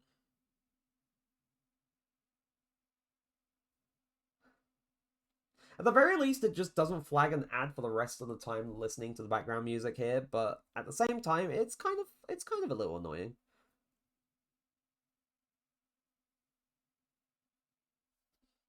Because I want to be able to sort of have the background music undisturbed. So, yeah. Though, I'll just let it get through the ads that it needs to, and then I will take a quick couple-minute break. Because, hydrating, I have done that too well. So I'm going to take a quick couple-minute break. I won't be too long. It's just like a small little thing, and then I will be right back, and we'll get to actually probably starting on building the environment or the test environment anyway. So yeah, see you in a few moments.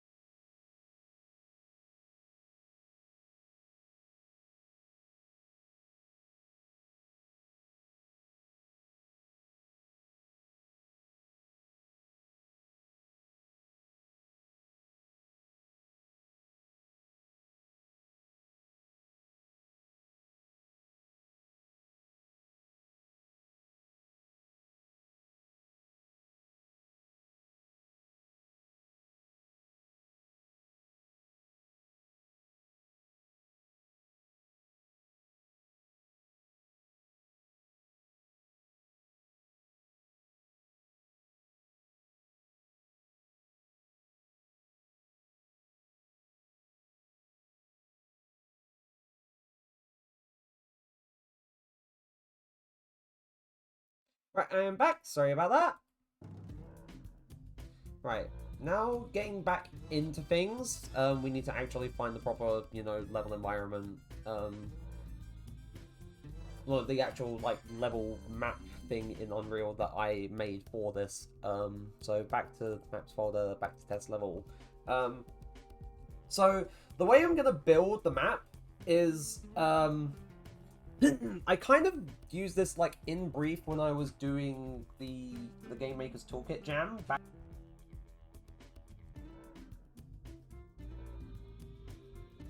I don't need it connected at the moment anyway. How I'm gonna do this is I did this briefly in the GMTK jam when I was making like the little level stuff, like the little like level like environment tidbits called brush editing. And no, wait, that's brush editing, not actual is it landscape? I don't think it is. No, no, no, it's not. No, it's not.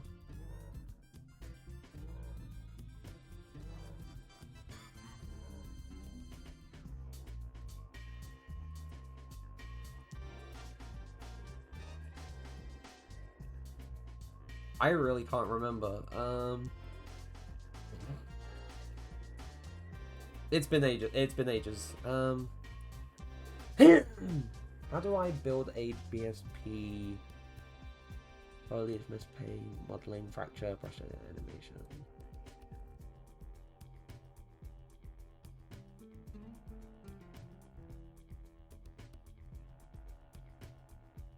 Hold on, let me look. So an opera, BSP, brush, UE5. God.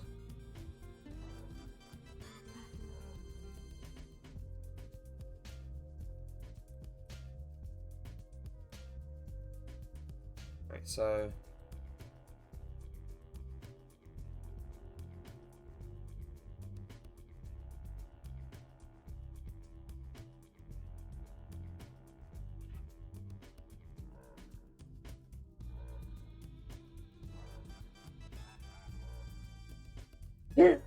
alright, okay. Right, now I know. So in the place actors menu.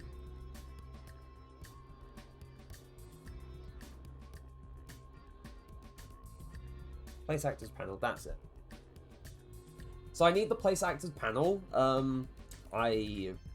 It's different to do this in Unreal Engine 4. It's a bit less of a hassle. Why is that down there? Is that the skylight? Yeah, that's the exponential height fog. Whoops. Anyway, geometry. For the binary space partition, like, stuff. Which has been, like, it's used very, like, often to sort of, like, block out level environments and stuff. And it's a very simple thing to use. So, I think...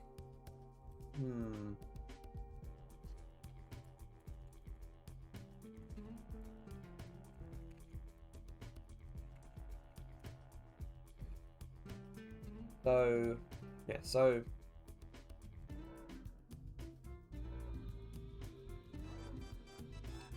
I need to think. So, of course, I need to bring in a box. So if I center that at 0, 0... Oh. That's not good. Player start is there.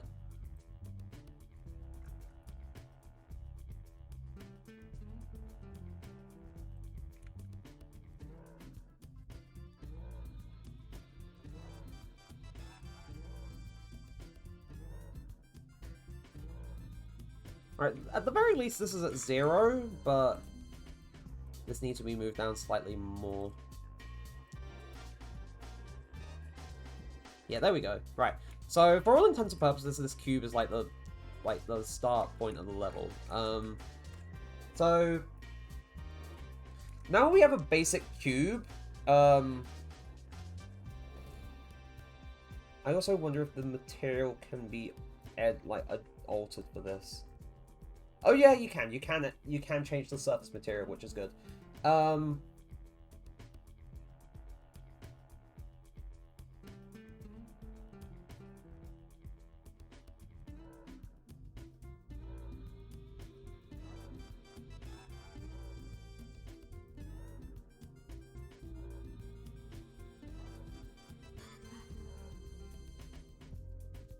I'm trying to think. I'm trying to think of how. So, right. So first things first, we can now go into brush editing mode.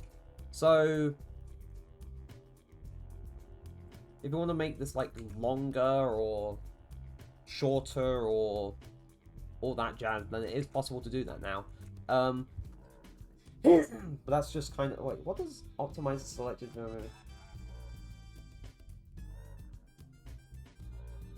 That didn't do anything.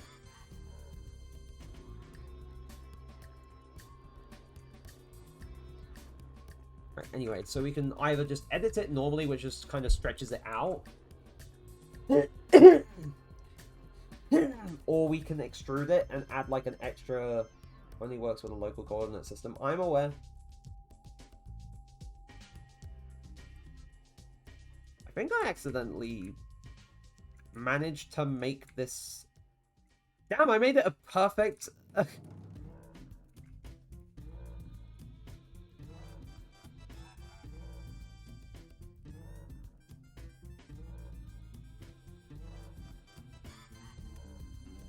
So that's there. Like, I want to make this. Like, I probably won't do that as like the whole sort of thing. I want to make it.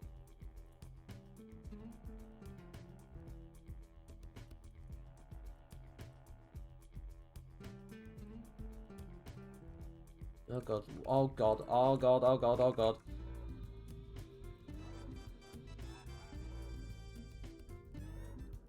That's half.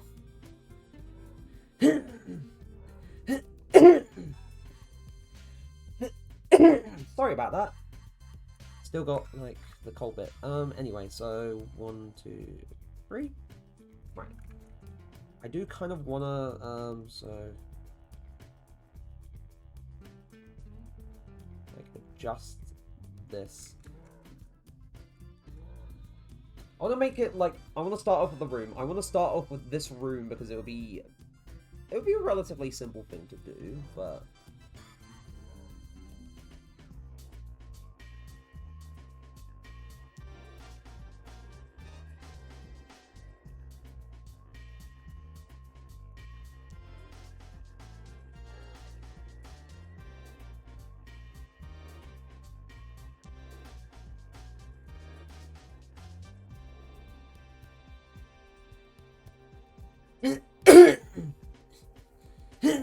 gosh.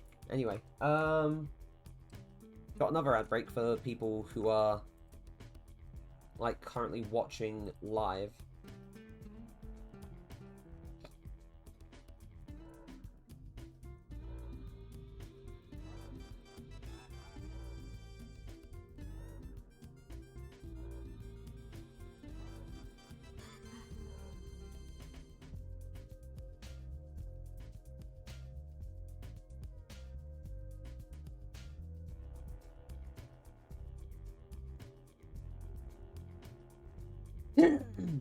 Anyway, so this is how it's shaping up so far. So if we play... Right, so I don't know how big I want this room to be. Like...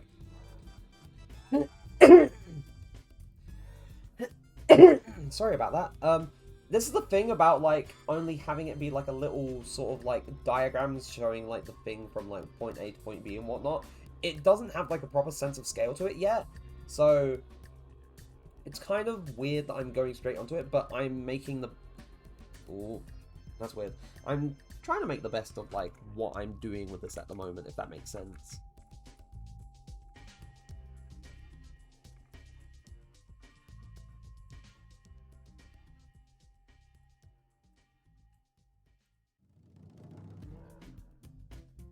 Also, just as a general kind of note,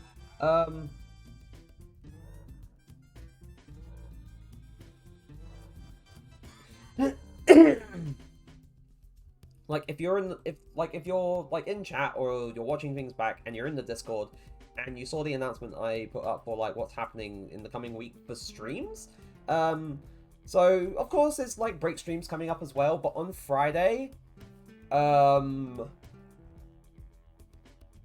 Friday I start a new playthrough. I haven't decided what to do yet, but I am pretty excited to do another thing to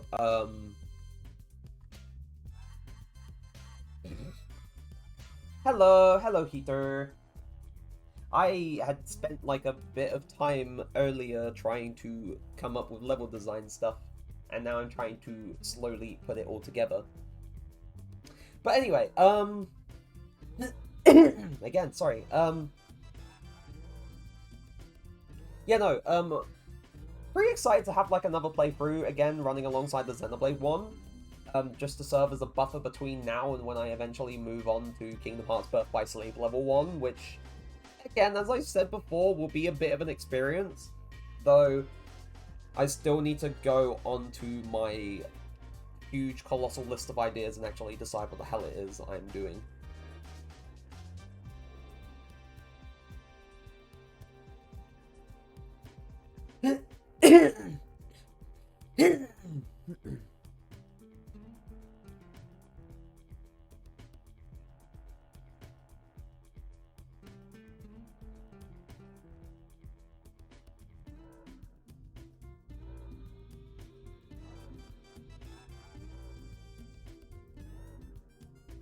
You're finally catching up on Mobtober. Yo! At least you're getting back into it. I saw that you finally posted the snacks one, which is great. Great, which is always great. I do like, still, yeah.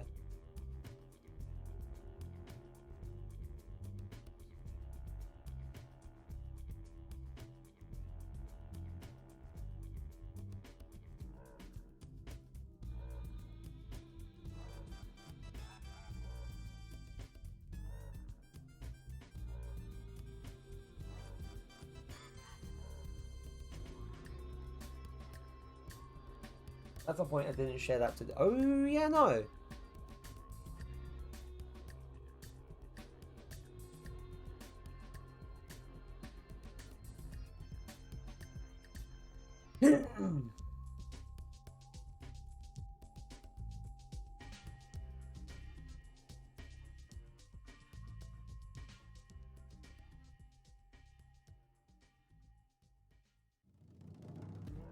Right.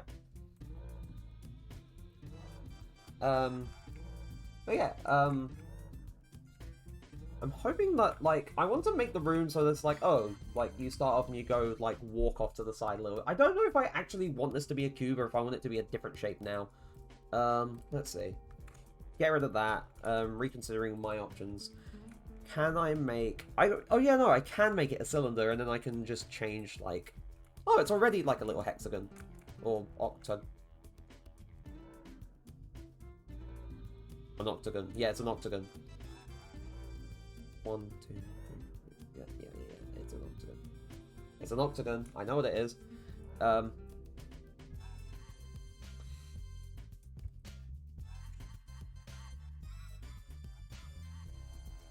put it down. Oh, no. Where is the player start? It is underneath. Let's see where it is in relation to that, and...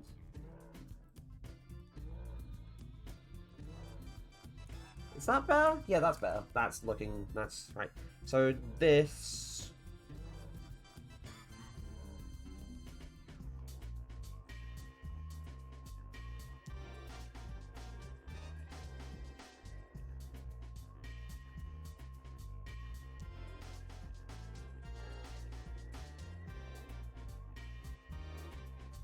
Brush editing.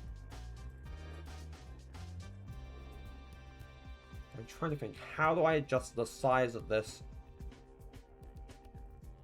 Because I know I can just... Oh, whoops. Because I know I can just take a face and sort of move it out like this and it adjusts like the overall size of things. But what I want to be able to do is adjust the overall size of that thing. So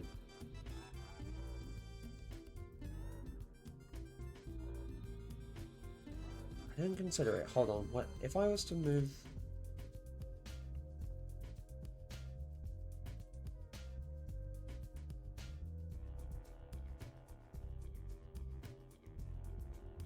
Oh, it's there! Right. I am silly. I did not realize.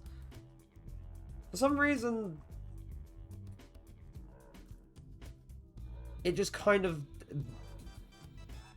Right, so Z makes that change the height. Adjust that. Outer radius makes this wider.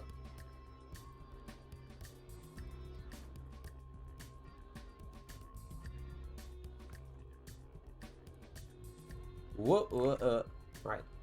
I think if it's hollow, then you can get an inner radius. Yeah, no, that's it. Which is a pretty cool thing. Right, so that's if I wanted to hollow it out.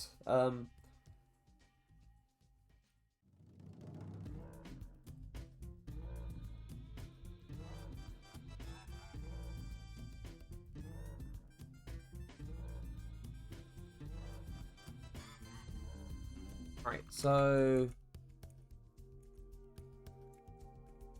now that I know where the brush settings are, I can make this slightly larger.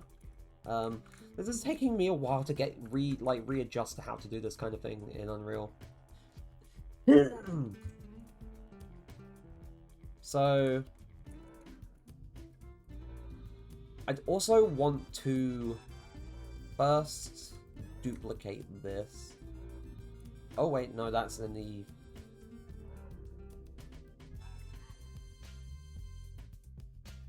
Ooh. Right.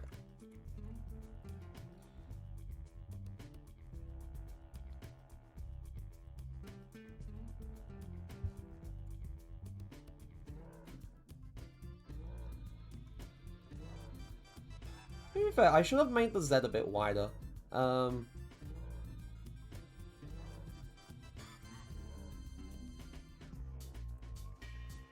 go... I should have made the radius a bit wider, so... That's what I meant. So if I bring it up, and then I hollow it out, and then I increase the radius...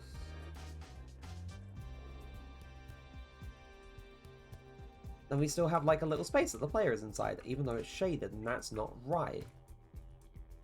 You're not supposed to be shaded. You're not supposed to have lighting affect you.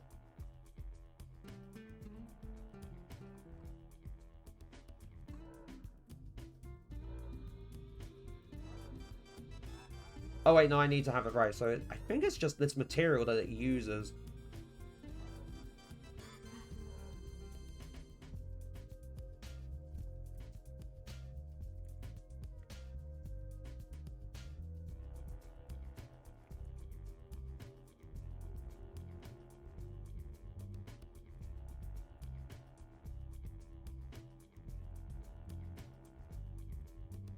Oh, whoops.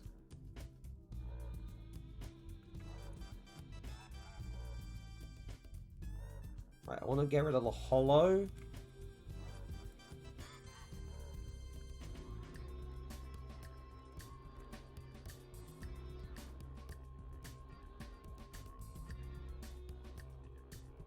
Right, select.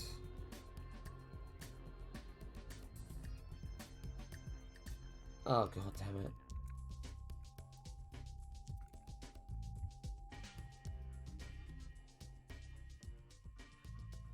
I want to be able to select the whole damn shape. But that's annoying. Yeah, it's a problem I'll sort out.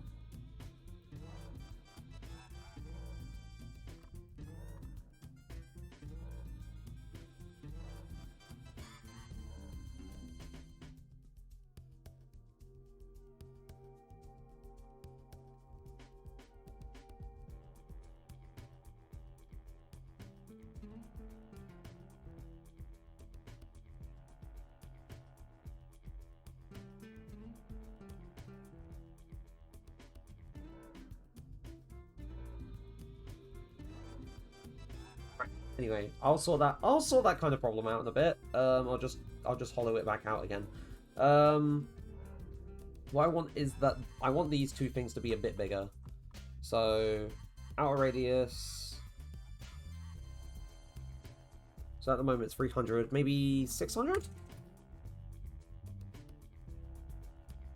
And then I forgot that I still need for this one to just adjust the inner radius.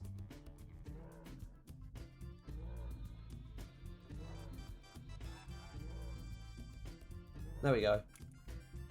So now if I put that in there, like, it's bigger, but it's still not big, if that makes sense. So again, I want to adjust both of these. Probably to 900 maybe, just so I have enough of the space, like enough space to work with, and then in a radius bring that like close to 900 so that there's a wall. Right. Now this is looking a bit better in terms of like a little starting area.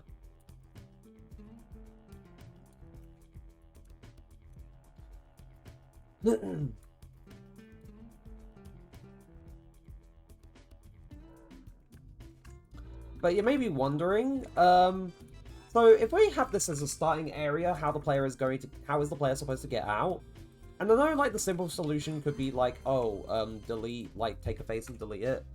And that does work, but it does leave, like empty, like empty faces here, like empty edges and whatnot. And then there's still, like, this bit up here, and it doesn't look quite right. So the neat thing that BSP brushes can do, and I'll show, like, in just a moment. So first I'm going to get a box. So I'm going to drag a box in now. And luckily it's at an angle already, which is good. I need that there. So... oh wait, no, that's not at an angle. That's just its default. I want it to be at this angle, so I think... still rotate it like 45, like that's 40, and then if I rotate it by 5,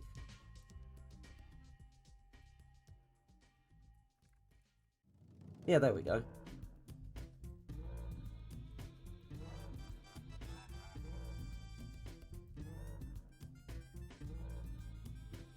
And at the moment it just looks like, what I'm doing here is just I still just have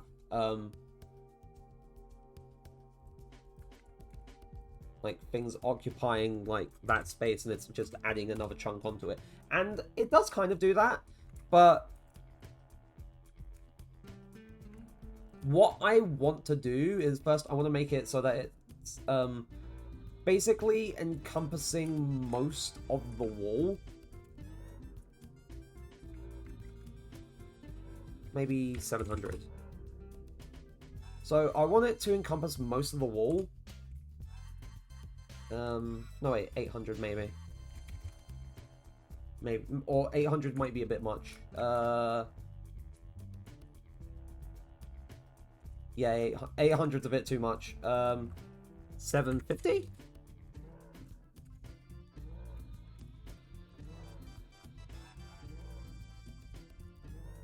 There we go.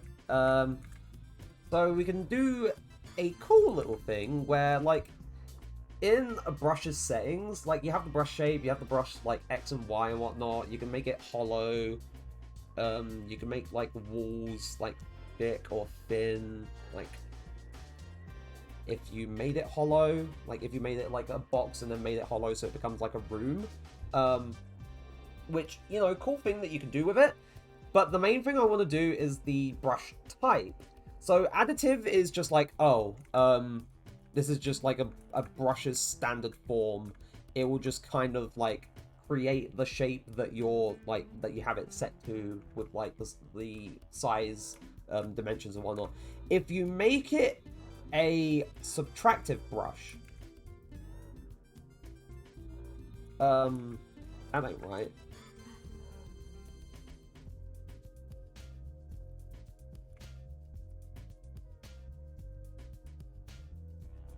Oh yeah, no, that's why. It was hollow, that's why. That was weird. Anyway, making it a subtractive brush just lets you, like, carve a hole in a thing, which is pretty cool. So if you wanted to, like, make a certain shape of a room, but then you wanted to, like, carve out an exit for that room in, like, another shape, like, say, as a square or a cylinder or something like that, then you can use the subtractive brush and you just accomplish that effect. And that's pretty neat. So now we have, like, this little exit for our little room.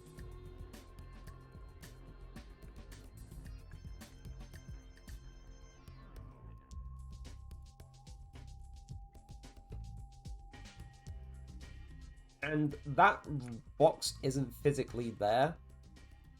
Like, because it's subtractive, it's just not physically there. So, also there's like a little, like, step up on the ledge, which is kind of weird. That's weird. Uh-oh. There we go. That should be, like, set in properly, so... Yeah, no, that's better. That's all set in properly. So for all intents and purposes, I could just have the player jump off the map now. And then have done with it. But... now we have the starting room, which is... frankly, a small part of, like, building the level itself. And to be fair, it doesn't help that I haven't done this kind of thing for a long time in Unreal.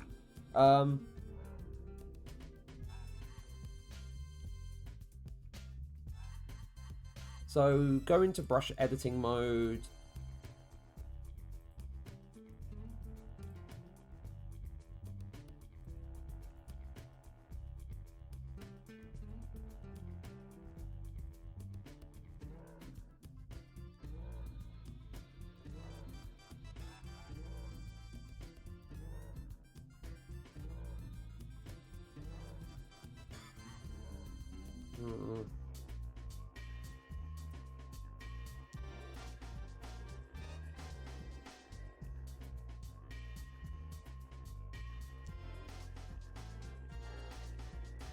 Right, so...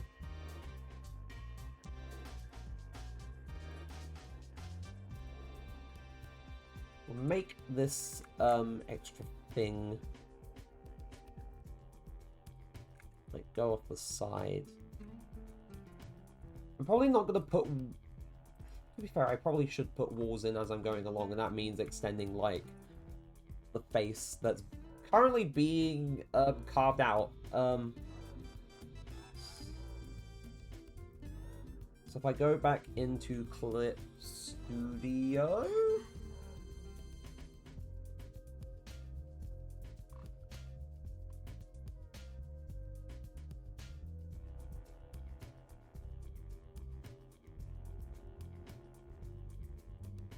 right, ideas are being thought of and made.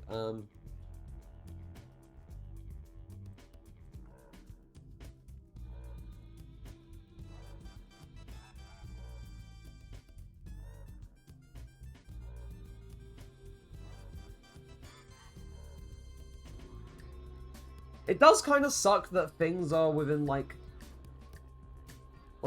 even for this, it's within the world coordinate space. So if I wanted to properly, like, move this and still have it be, like, properly aligned, I'd have to make small adjustments along both axes, which is kind of annoying. Oh,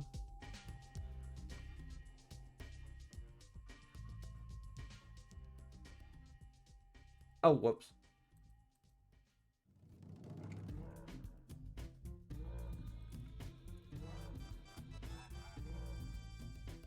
I was about to say, because I did that, I undid all my work.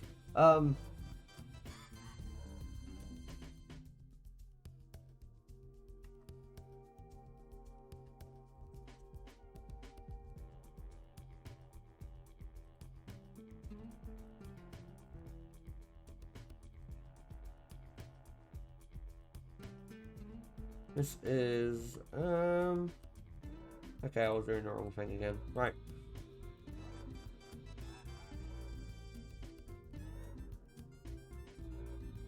It's the same with, like, it's the same with the vertices as well. It's kind of, it's a bit frustrating. And then you can do that and break them down into triangles, which I guess if you wanted to like make those kind of cuts in your level geometry, then that's cool. But I don't necessarily need it. So yeah, it is taking its time.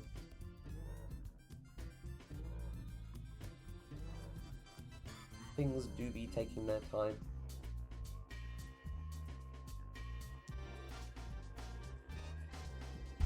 I think if I had one thing to talk about here, it's that this kind of thing is mainly the reason that I kind of discourage myself from trying to do level design things, is because of how long it takes.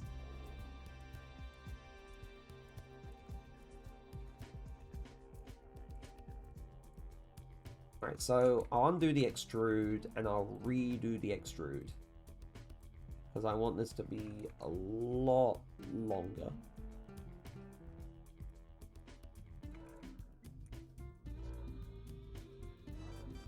Right.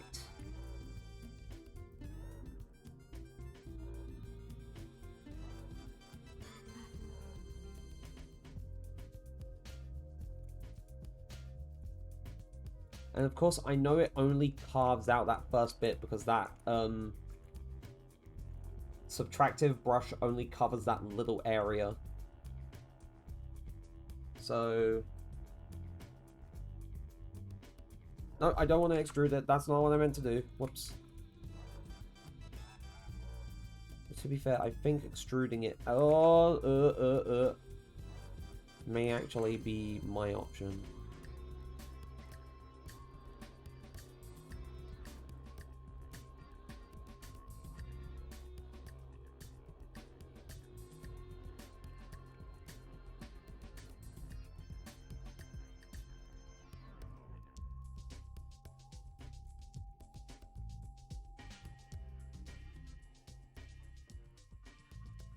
Right.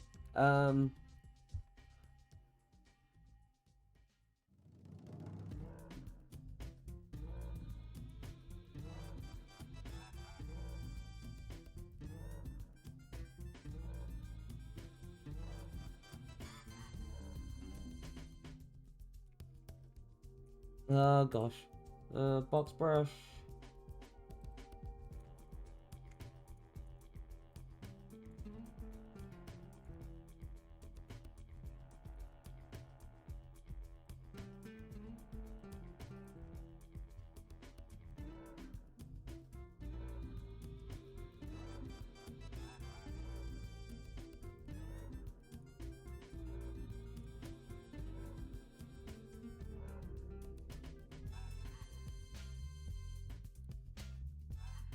I don't understand how the pen function for this works.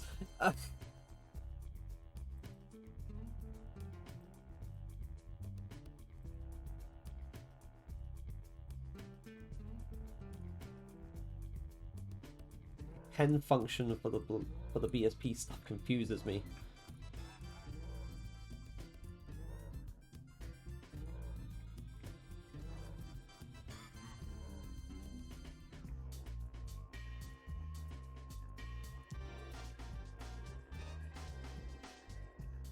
This is flips to normal, so it faces the other way, but that's weird.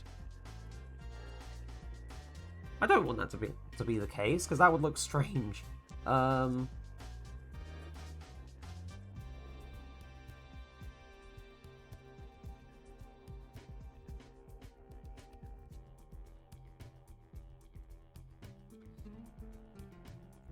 This doesn't tell me how to do it. How to create new... Alright, so...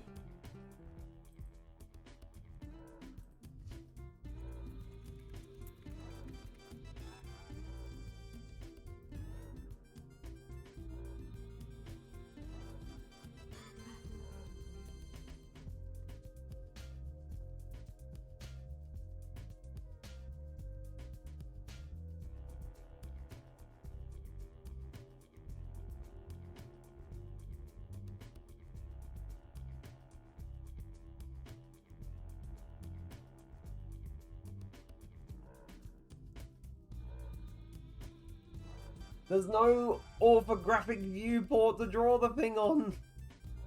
Also, I'm closing all the other tabs because I don't need them open. Yeah, I want to apply the settings.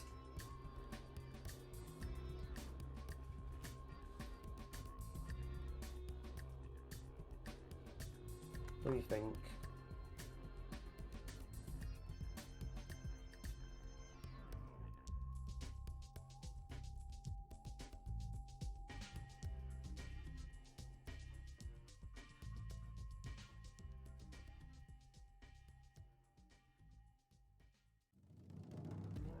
Let me think.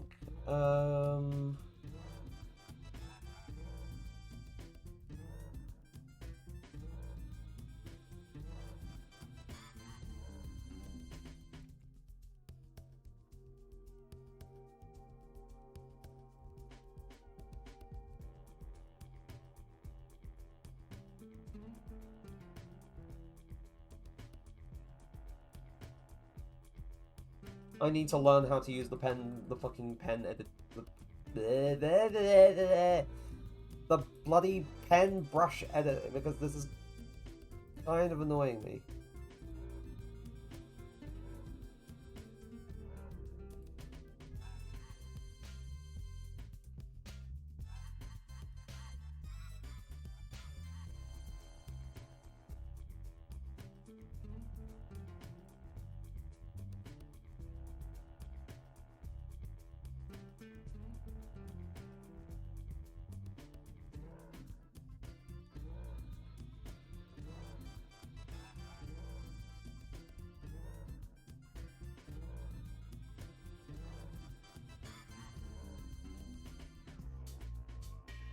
Okay, I'm not having any luck.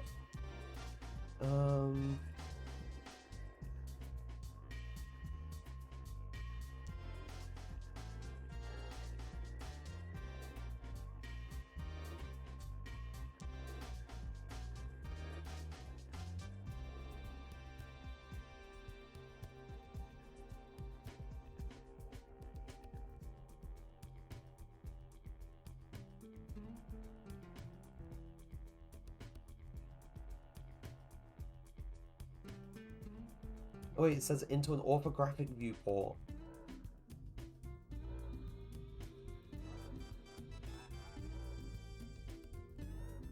I think I just learned...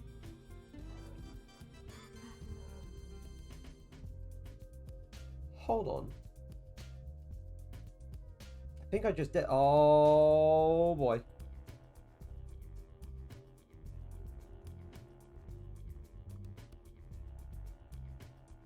Yeah, that's how you do it. Right, so go here. Here.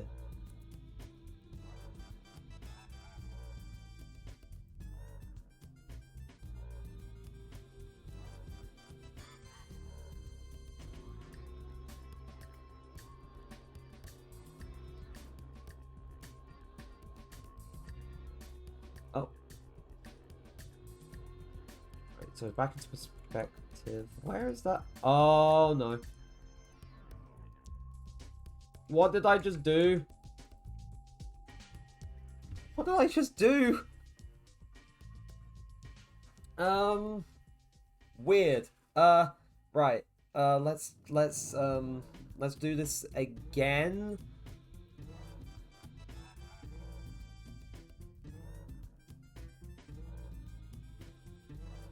From the top and only like along like not diagonally, because that...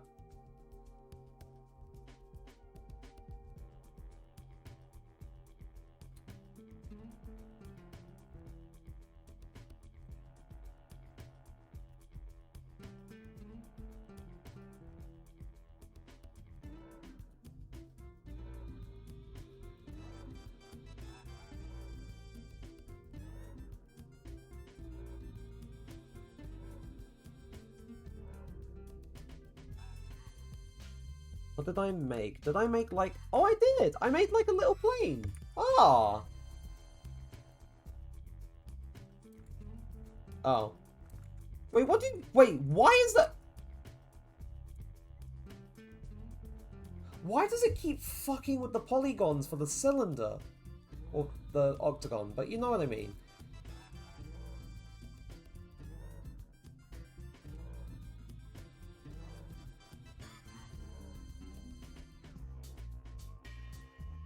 I was trying to save, like, from having the hassle of having to make another bloody like box brush just to open like a hole here, or at the very least a hole like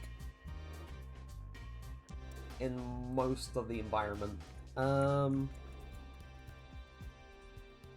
Let's see.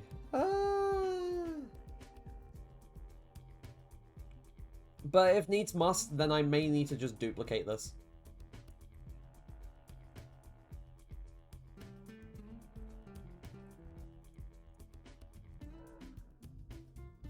And then edit and adjust where this...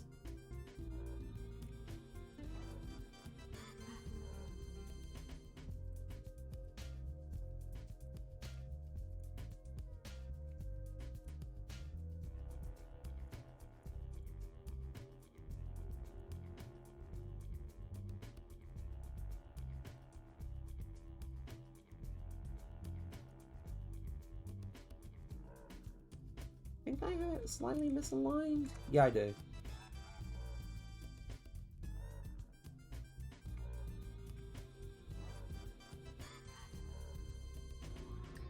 The fact that I can't just force it to, like, adjust things,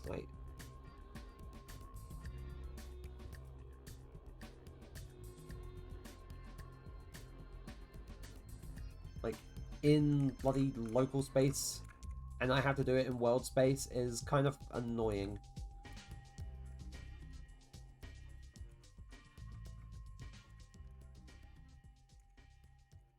Right, it's not misaligned.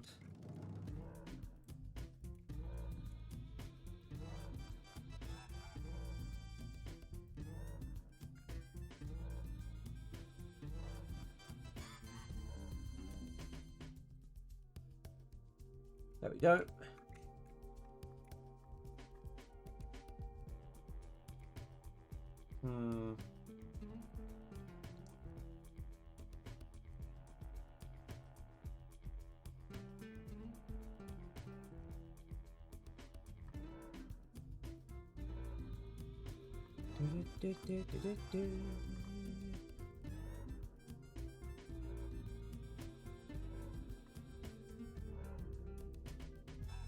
Whew. Gosh, sorry about that. Honestly, it's awful just kind of getting, like, mildly tired nowadays. Right, so... Let me think.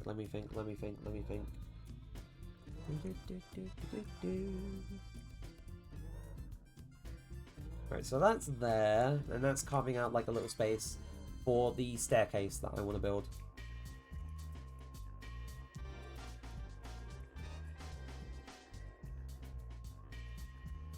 I mean, I do want to put, like, a linear staircase, but at the same time, I don't want it to be like, oh, you just take the staircase all the way up. That's kind of boring. So I think for the first box brush that I have, I do want to sort of bring it in a little bit.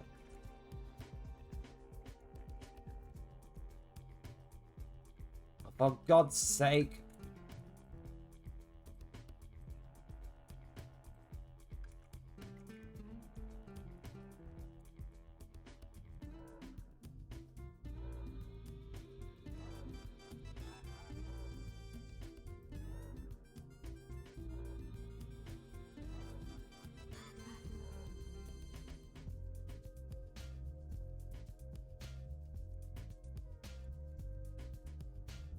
Oh.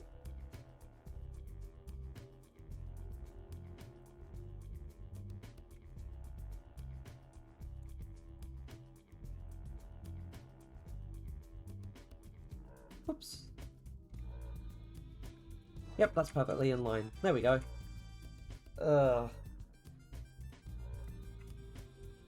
Yeah, it definitely feels like in my head, now that I'm trying to do this again, it's the time that it's taking.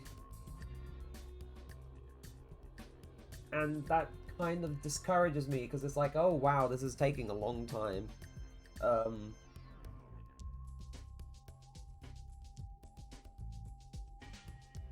But I don't want it to be like the reason why I never build a level or try to build a level. Like, I want to be able to give it all a proper go. Rather than just say, like, yeah, I'm going to be lazy with this. Because I've always shied away from it.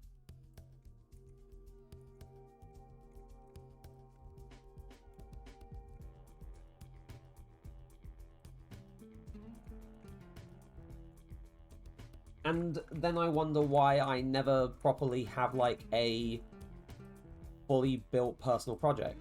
And that's because, well, I just don't build the level. That's weird. That's not right.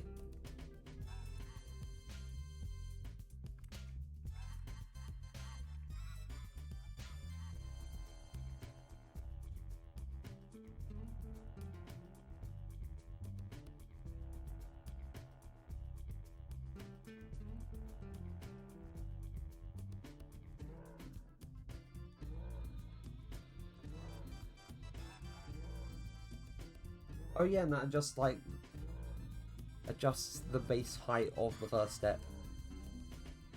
And then adjusts the height for all the...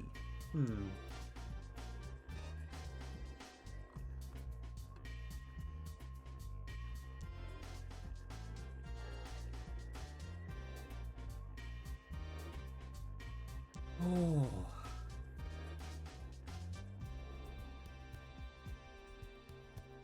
Let me think. Step height is that. Step width is, well, the width.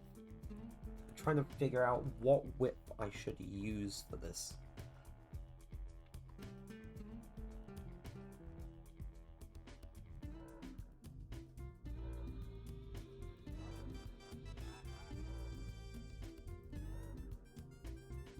Of course it needs to be...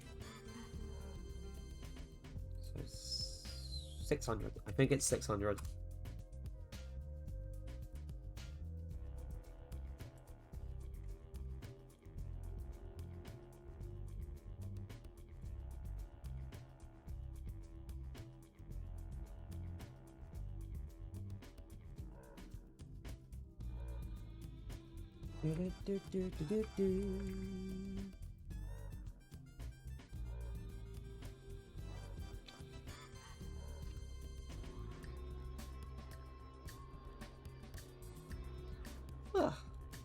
Ugh.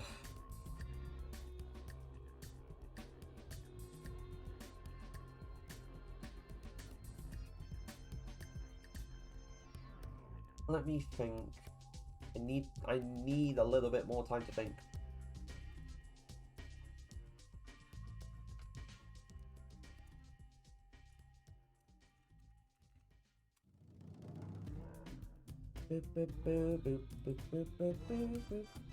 Right. Oh God.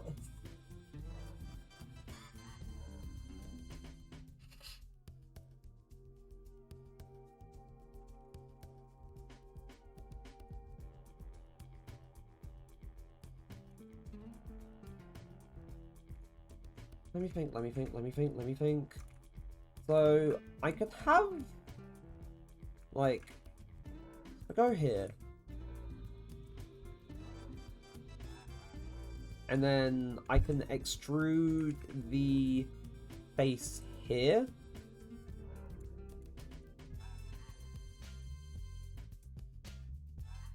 So that this is essentially like a landing at the top of, like, even though it looks weird material-wise,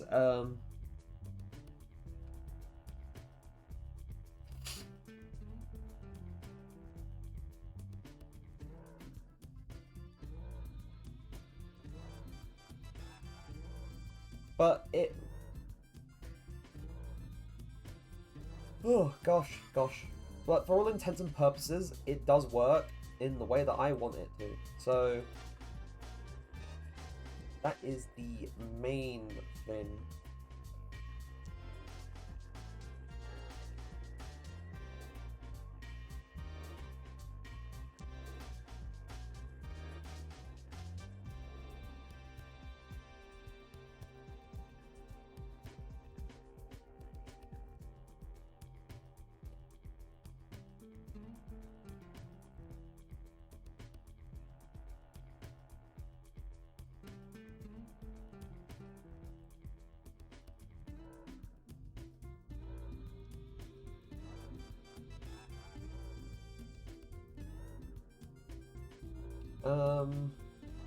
Head empty, head empty. Right.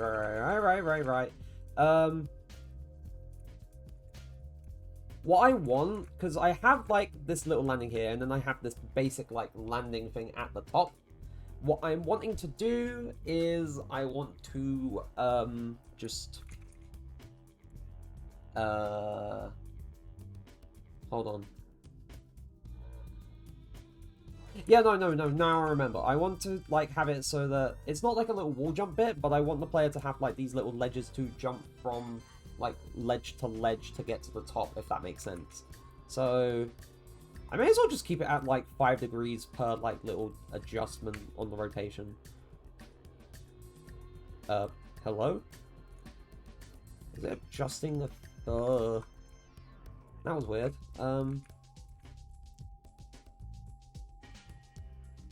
Oh wait, that was weird.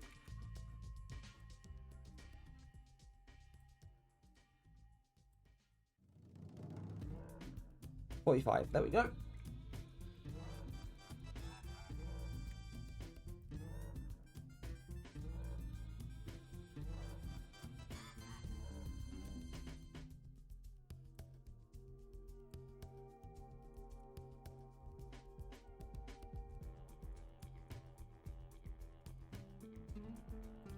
Right, so Z can be reduced by 100.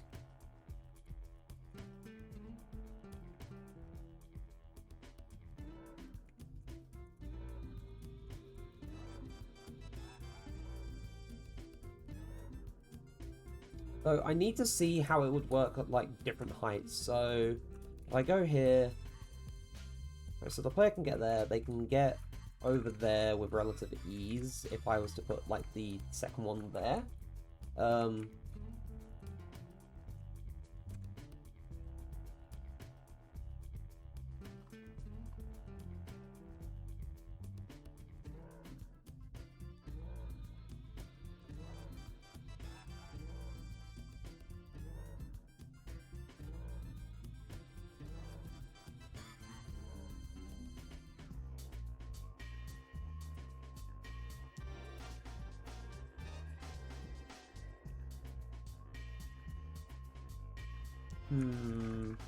Right, so that box... To be fair, I should have made, like, a little level folder and called it, so create folder, level, block, out. Because I am blocking out the level, and I may as well put, like, the little box brush bits in there. There we go, and that keeps it all organized. So, take this box and duplicate it by alt dragging.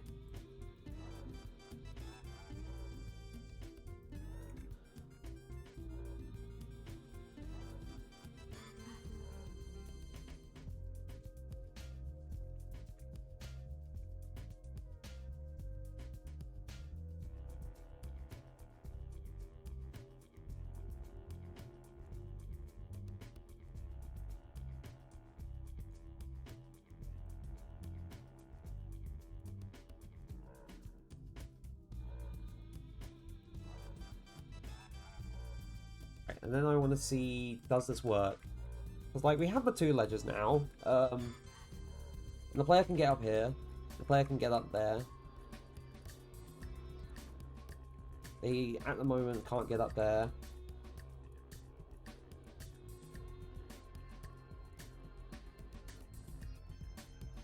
So, what do you think?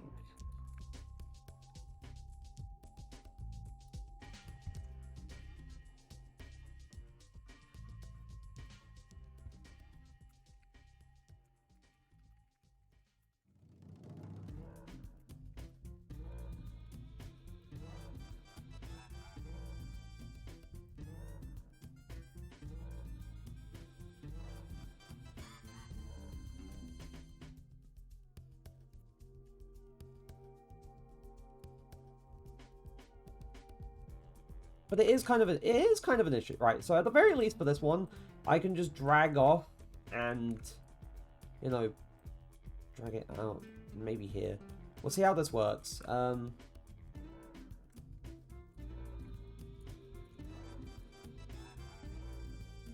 Right, too high.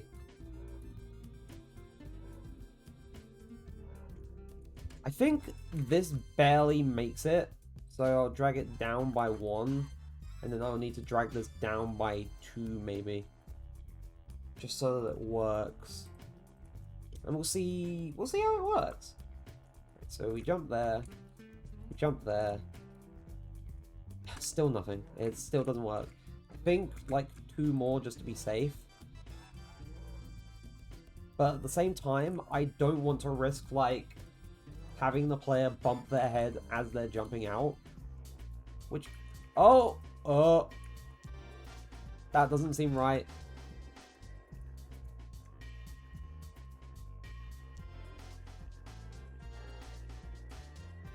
Right, I accidentally dragged like the face down and not the entire shape. Whoops. Right, and then we get there, and we can get up there, even though it's like a sort of just about kind of thing, which is not exactly what I would want, but for the sake of having it function, it functions, and I'm happy with that.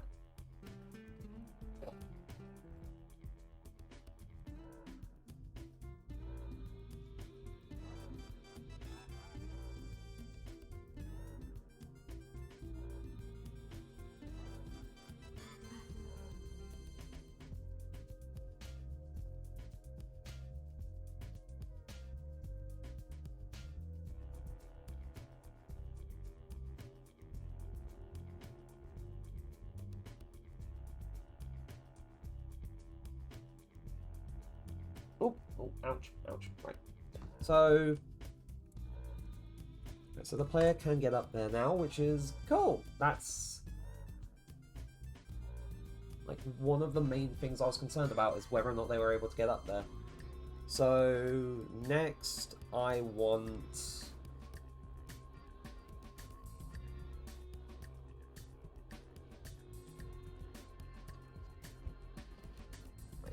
My vision would be they get up here, they get to this landing, and then here would be like the little sort of like long straight stretch where they have like the little obstacles trying to push them off, which we don't have at the moment, as I said, but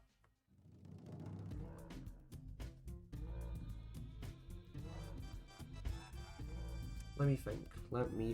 It's coming to me slowly.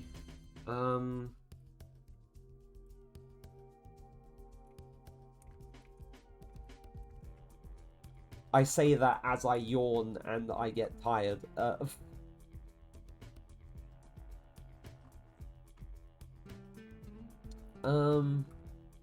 So let's take, and this is quite an idea, we take the original box brush, we duplicate it, because why not? Ow.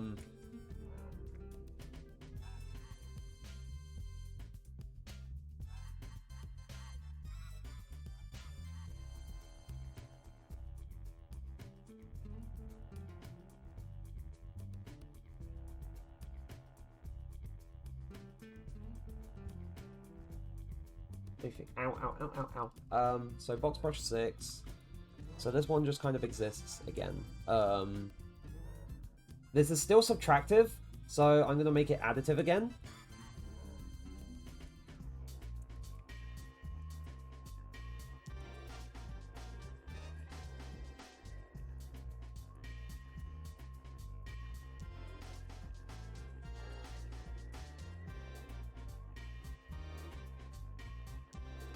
I'm trying to see, is this aligned? It is not.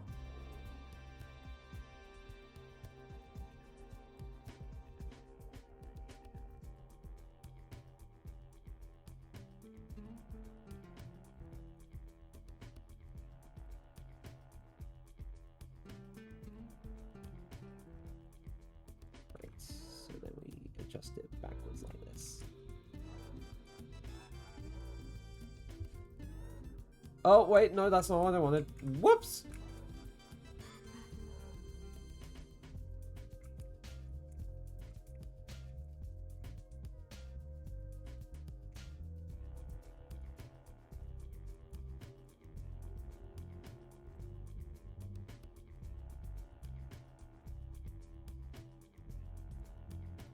That was weird.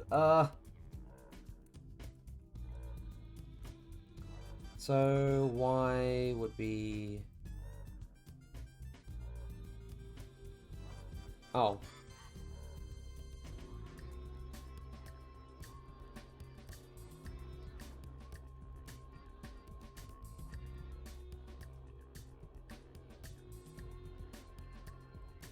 Okay, this is behaving weirdly.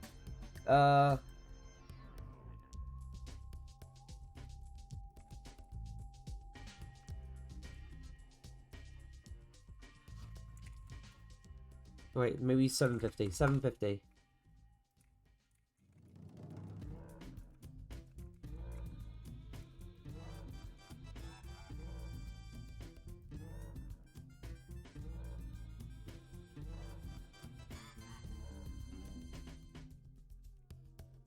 No, 725. 725 might be it. Ah, screw it. It'll have to do.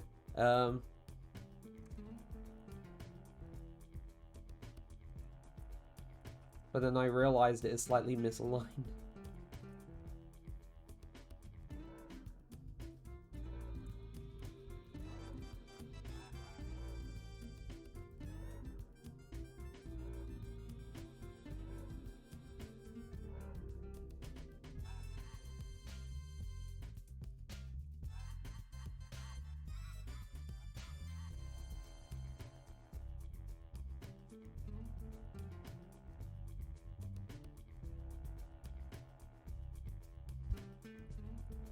So there we go. It's sat on there.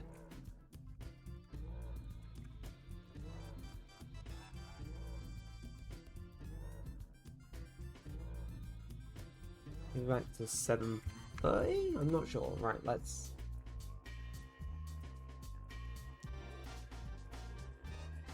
$740.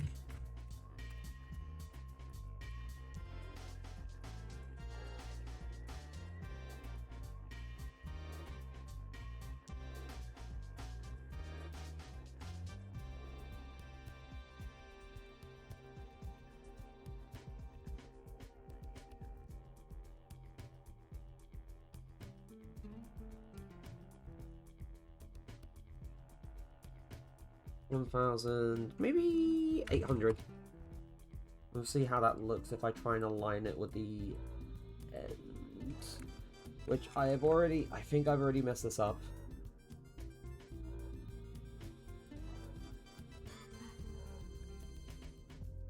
Hold on, it's not that bad.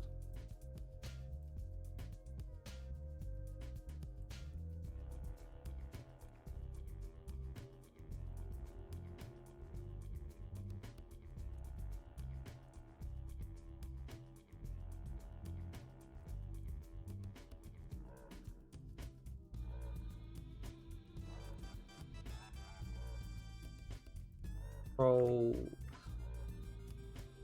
Does anyone ever have that weird sort of conundrum where, like, oh, why is it not using Control-Shift-Z when you're used to using Control-Shift-Z and so many other things? But then it suddenly says, hey, here's Control-Y. No reason. So that should ideally hollow it out. Whereas, like...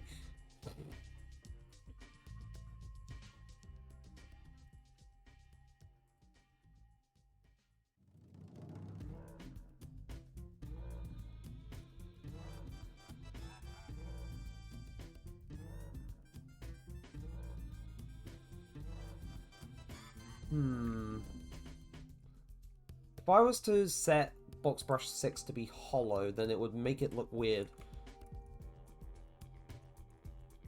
I mean, aside from that... But it doesn't seem to want to actually... Hold on, let me... Where is... 2? Box Brush 2. Let me...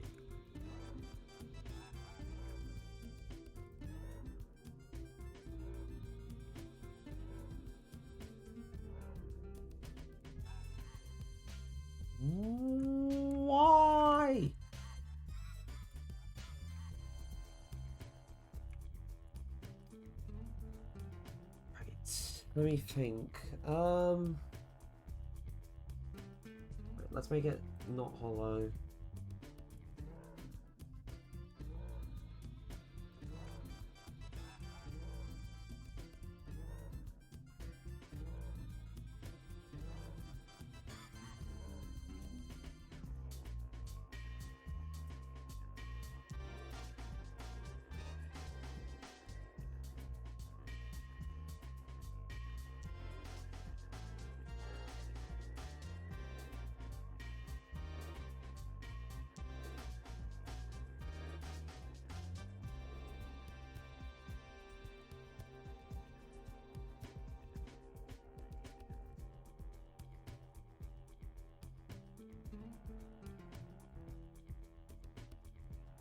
Hmm.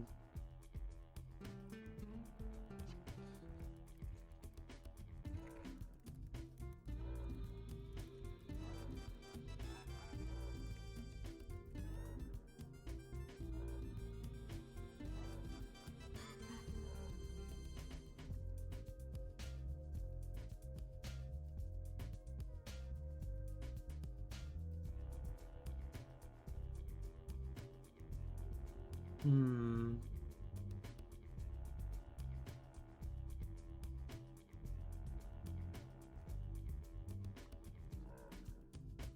Okay, things are behaving weirdly, honestly. Let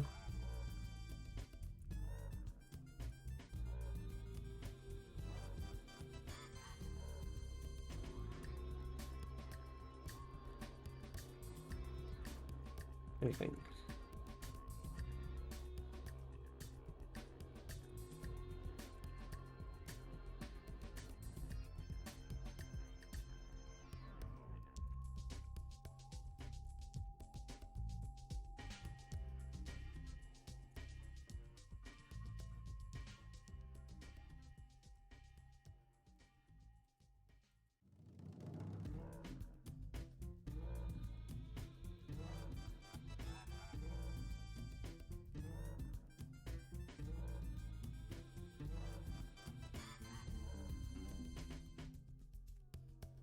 Let me think.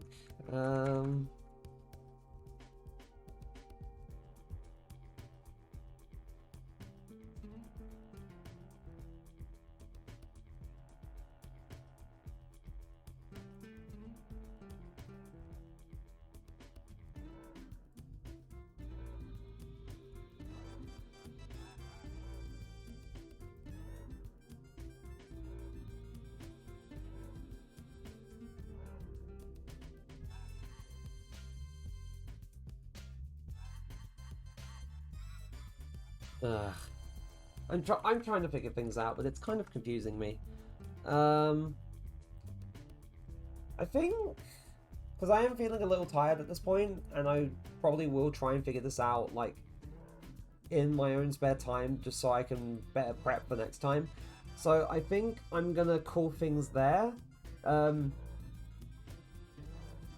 to everyone who showed up and everyone watching things back on the VOD, thank you ever so much for being here. I really appreciate it. Tomorrow will be the next stream, and as I pointed out in the Discord, if you're not in the Discord already, link is right there. I will be playing Monster Hunter World on stream tomorrow because it's one of my 2 break streams, and I haven't played Monster Hunter World for a while, so I may as well get back into it before I inevitably stop playing it for a bit again. But that will be what's happening tomorrow. Once again, thank you ever so much for being